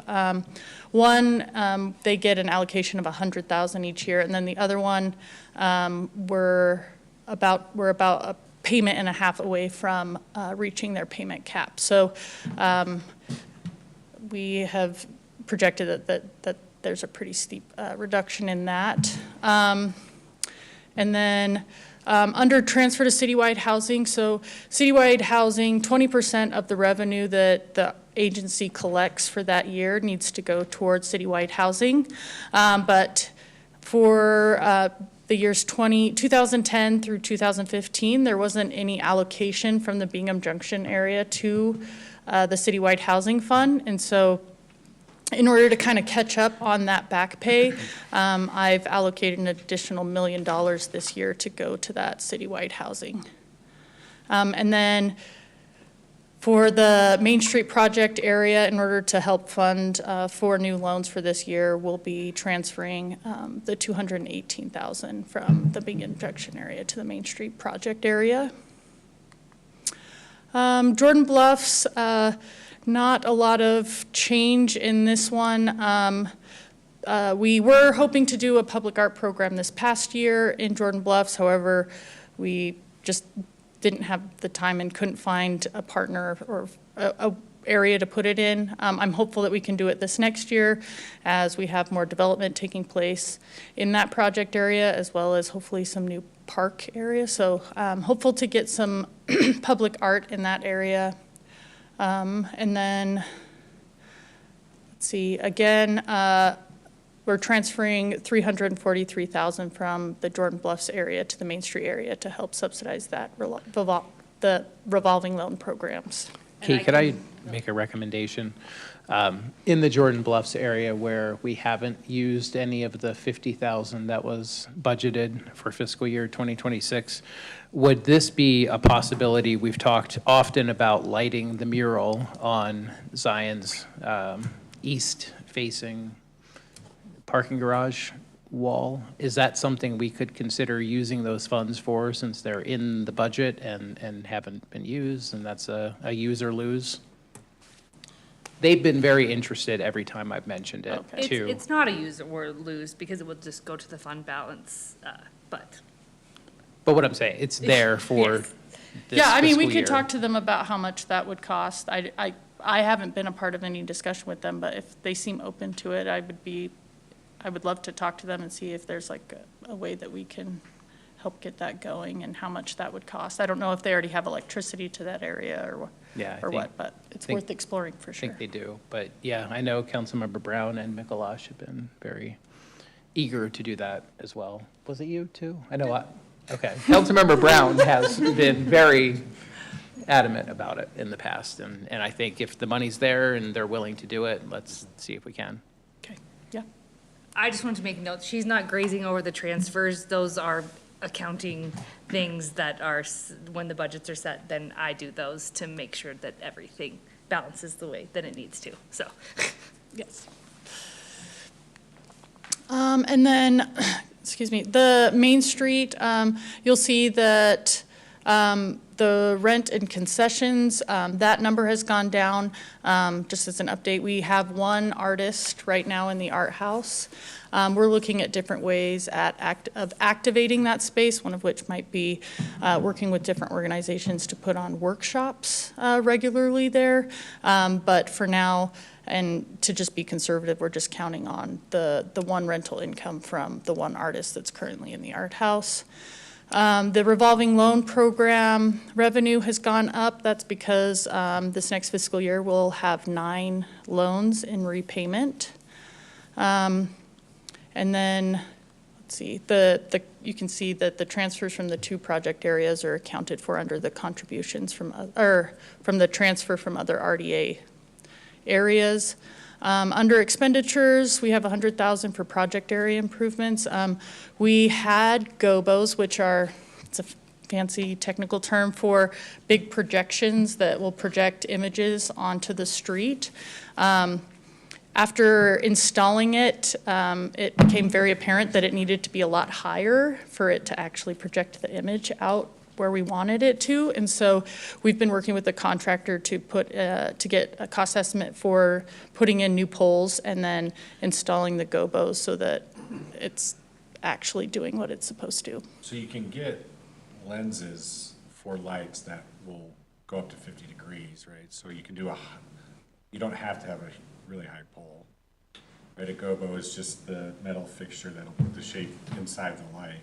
I just would hate to pay for more poles if we didn't exhaust all options with the lighting, to We make did a lot those of tests with the ones that we have, and We're gonna raise them just to the minimum that we need to get the spread, Okay. but we've looked at all the different lenses.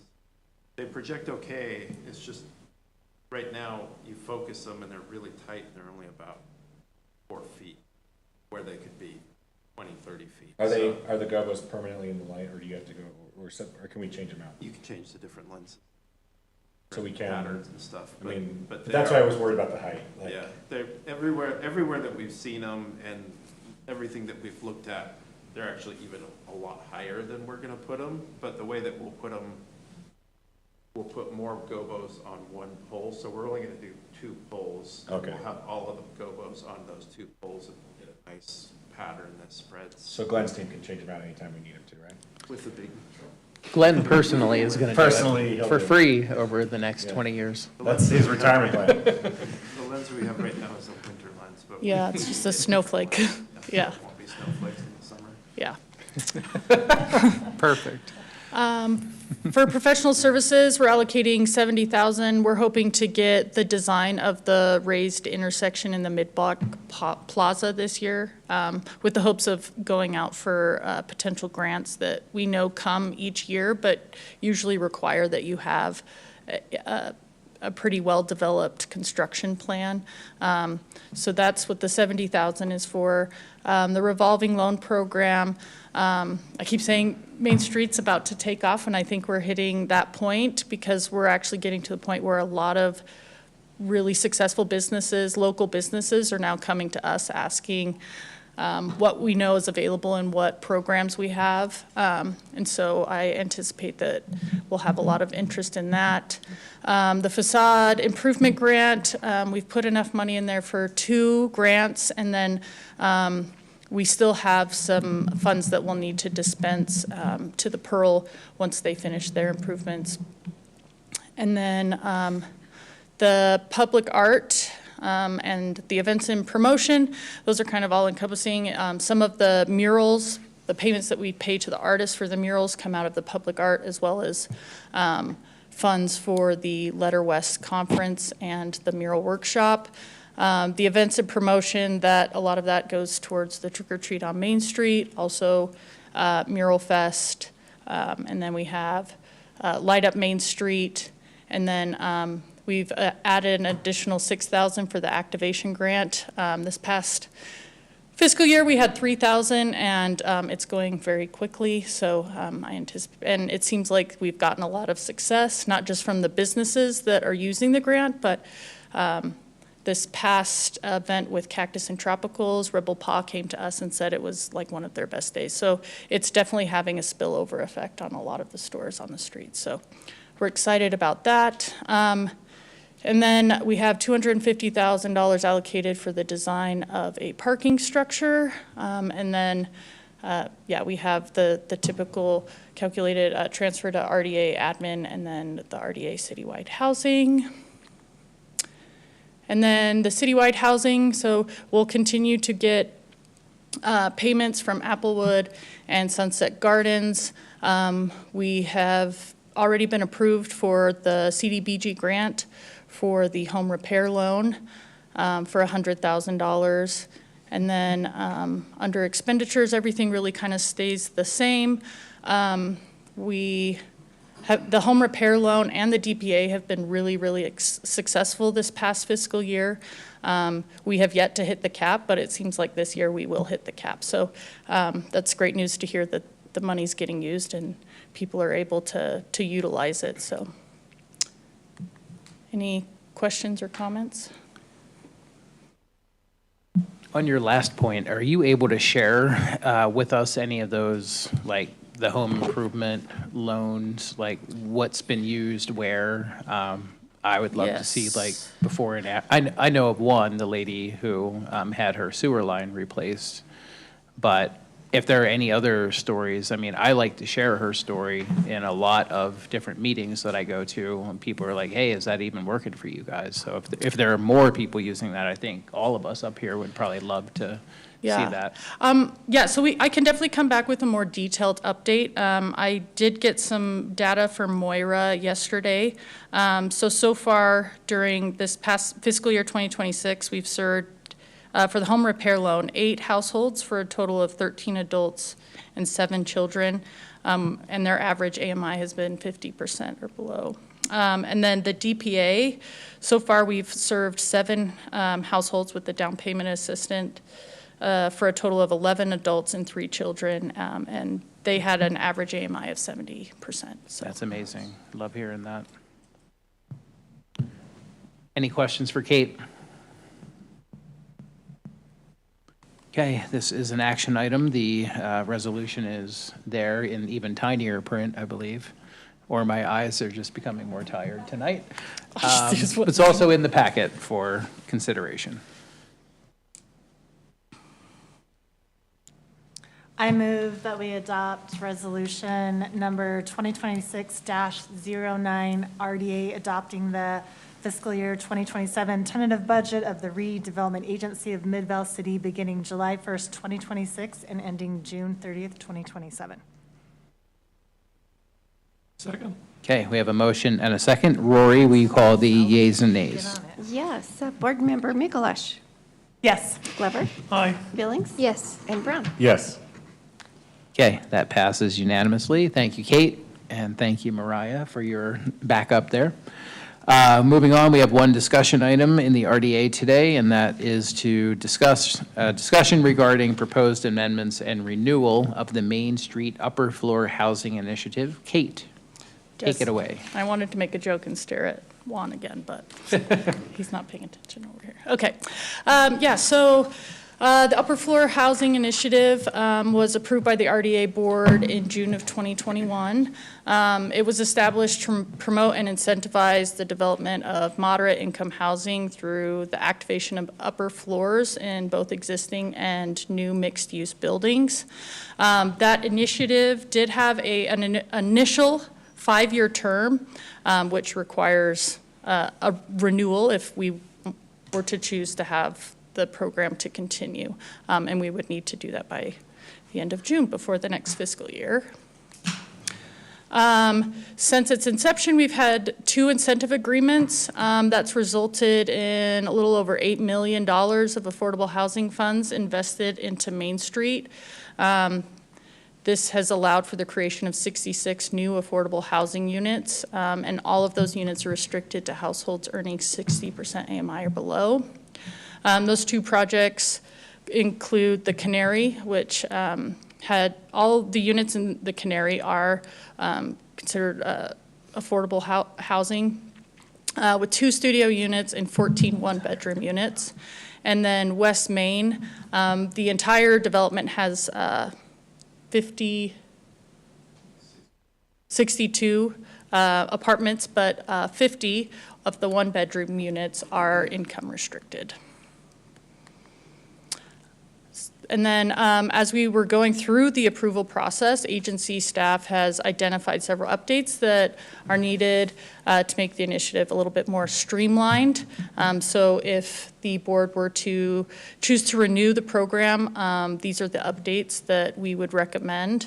The first would be to specify that the AMI levels are for Salt Lake County. My understanding is that prior to this, it had just referred to the HUD levels. But we just wanted to make that more specific. It would also require, or prior to this, it recommended participation in the Good Landlord Program. We are making that a requirement. Throughout the entire initiative, we replaced terms such as forgivable loan or financial aid with the term of incentive. It really is, we are providing you money unless you are to fail to meet the terms of the agreement, in which case you would need to return all the funding. It removes the maximum assistance for the addition of an upper floor to a property. Prior to this, it had it maxed out at $100,000, and we obviously have given more than that. It would remove any sort of per unit limit. Really, this program is based on levers, so we look at how long the deed restriction is, what the AMI levels are, what amenities you're providing, and then how many units you're providing as restricted income. We updated the affordability term length from a period of 15 years to a period of at least 20 years or another agreed upon timeframe. So that kind of goes into that lever. If they want a shorter deed restriction, then that would limit how much money we would potentially provide to that development. It also updated the initiative to align with the form-based code rather than the Main Street CDA. So when it was approved, it had areas all within the Main Street CDA as potentially eligible. However, the upper floor mixed-use component that we're looking for with this program really applies to the form-based code. So just tailoring it to that. And then we updated the funding procedures, and it used to be that it was funded at like a percentage ratio, and it was every quarter. We have updated that so that the development needs to provide us with monthly draws, proving that they've made those payments and that they have a release from that contractor, at which point we will release the funds on a monthly basis to them. Let's see. So yeah, I guess this is just a time for me to kind of hear what the RDA board thinks about the program. They're interested in renewing said program, and if there's any other changes that the board feels would make the program function better for the project area. I think it's clear that the 66 affordable units we have on Main Street would not be there without this program in place. So that's the first kudos to RDA staff in implementing that. And so if we can utilize this to create even more affordable units, I don't see why we wouldn't extend it. And those amendments seem pretty reasonable to me. I mean, you guys are the experts. I don't know what I forget the term now, but the draw you were talking about, I don't necessarily understand that terminology, but. It's like a request, so they have a lump sum that we're saying that will pay towards the development, and so they can draw down on that lump sum. So they'll submit a draw, like I want to, if my cap's 6 million, I'm showing that I've spent 1 million this month on eligible things. I therefore want to draw down and have you reimburse the 1 million. I see. Yeah, that terminology might be familiar to others, but I had never seen it and couldn't even figure out what. No, I'm glad you asked, so that if anybody else. Do we have, I think it's great. I love it. My daughter, in fact, said to me yesterday driving, she said me and Dustin, because we started together, she said, I'm so glad you and Dustin are on city council. I feel like I can walk down Main Street now. You know, she's 14. Right? Yeah. So it was really cute, because the change from when we started to now is substantial, even with you, with everyone else, right? Absolutely. Yeah, and that definitely is one of the goals of the program, which is like enhance safety by having additional eyes and activity on the street, so. Do we have any thoughts? You know, Beck doesn't own every property there, right? Some of the other kind of one-story whatevers, like, are those landlords interested in doing these 3-story mixed-use looks? Have they, I mean, I'm not like holding your feet to the fire, I just mean, is it generating other people besides Beck? Well, we have, there's the property just to the south of where Corner and Sixth, which is, I want to say his first, William Bustos' property is. Mm-hmm. Those houses, if you notice right now, are fenced off because those are going to be a similar building to the Corner and Sixth building. Okay. They're a different development group entirely, and they're talking to us. That will be taking advantage of the affordable housing program. Yeah. That'll be the same thing where it's residential on top and mixed use on the bottom. Okay. And so that's happening. Some interesting ones, not sure if this will have traction, but like the architects that are in the Pearl have talked about continuing to have the Pearl as the theater, but maybe their offices on the top aren't their best use. And so they've considered maybe putting residential in there, and they're they've come up with some designs there, so that would be, and then, Like we're nowhere tattoos and stuff like that. We're not- no, not there, but I think there's some possibility with, there's three, on the very south part of Maine, there's three different places where there's currently a second story. Yeah. Those ones are in very poor conditions right now. And so the way that the program is set up, if those owners came to us and wanted to renovate those, and we could put money into renovating those and then making those affordable the same as we could, that would be a huge win. They could add to that possibly if the structure supported it. But even just getting those renovated into a nicer space, I think would be a pretty huge win for the street. So those are all things. Have we pushed on those landlords? Two of them are difficult right now, but we'll continue to push on them, and one of them does sometimes work with us. The other one is the one where they're currently renovating the bottom spaces. So I think once they renovate the bottom space, I think we'll be in a good position to talk about, hey, let's renovate the top and have this whole building be very usable in a good position. So And- there is other people taking advantage of it. I was going to say, he has shown interest in some of the other programs that we have, like the facade grant and the loan. So I think once we are able to sit down with him, discuss those programs, we'll definitely make sure to mention this program as well. And the other one that we're working on, and I'm not going to promise anything on this, but the only reason why we've even had some traction is because of the program. But the mobile home park that's back behind West Main, we've talked with the owner of that several times.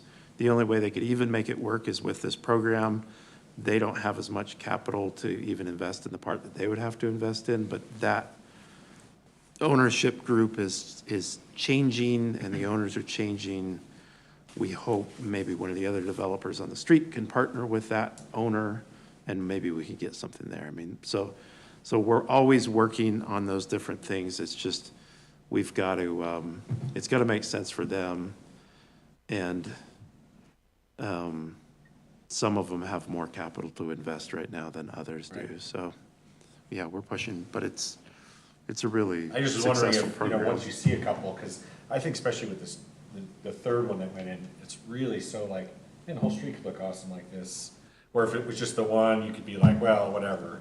So I'm hoping Yeah. the other landlords see it. And I do think it's like a delicate balance, because we have had people come in that are interested in just tearing down existing buildings and then using the funding, and that's not really what the program's there for.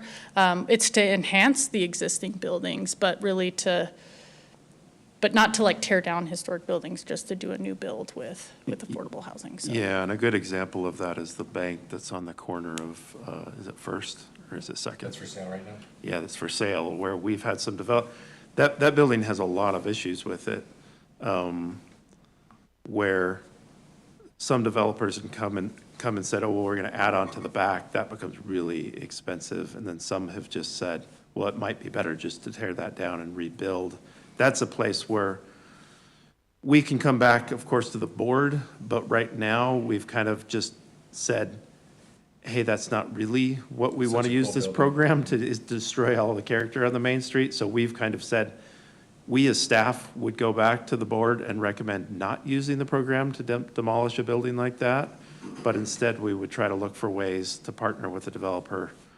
Just like the Vincent building, it was more cost effective to tear that whole thing down and rebuild it.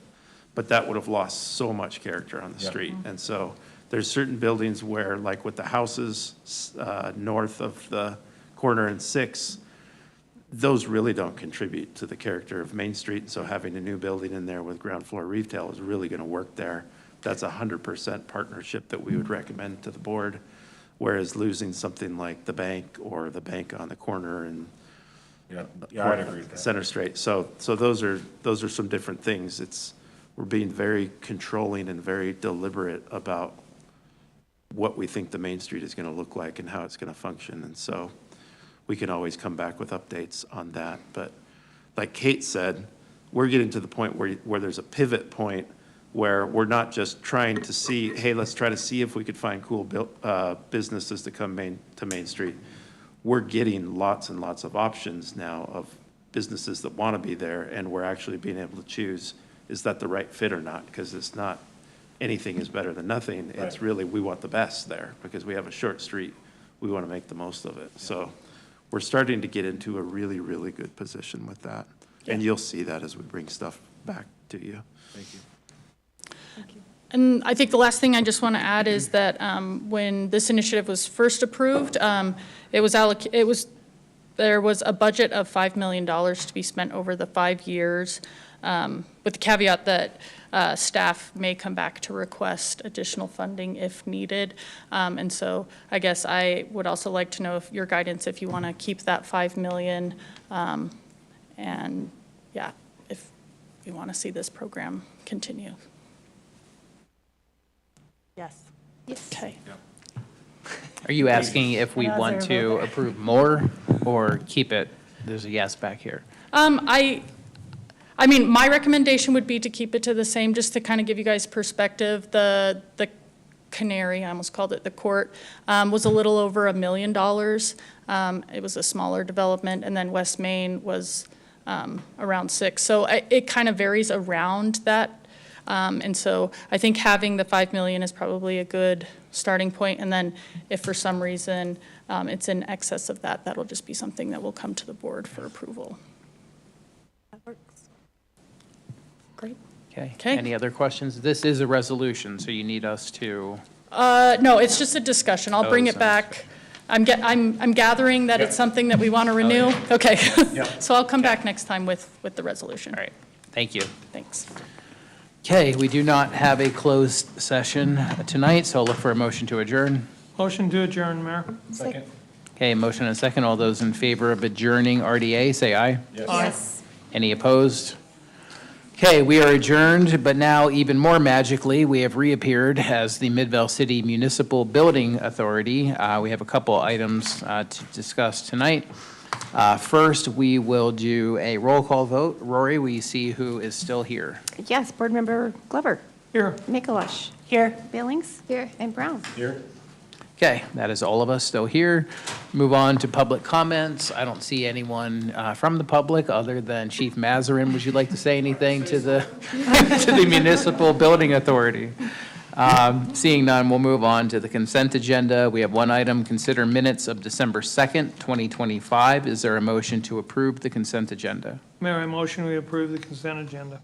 Second. Okay, motion and a second. Rory, we call the yeses and nos. Yes, Board Member Brown. Yes. Mikuláš. Yes. Glover. Aye. And Billings. Yes. Okay, it passes unanimously. One action item tonight. Consider resolution number 2026-01, MBA, adopting the fiscal year 2027 Municipal Building Authority tentative budget beginning July 1st, 2026 and ending June 30th, 2027. Mariah, who is leaving after this meeting to go on No, I'll be here tomorrow morning. Oh, yeah, okay. Well, she's going on vacation after this Grand Canyon tour, so we wish her all the best after this very long evening for you. Thank you, as always. Let's go through the MBA. Yeah, the MBA exists solely to make bond payments on this building and a few other things around the city. So this is just an update to, the revenue is all collected as lease revenue, and then we make our bond payments, and we pay some professional service fees for the management of those bonds. The only thing really of note is the major change in this is that the streetlight portion of this matured in 2024, and so that decreased this one a lot, but really the changes are very minuscule, and it just reflects bond payments and the needed revenue to pay those. And I don't have a resolution, it's in your packet. Okay, thank you, Mariah, yet again.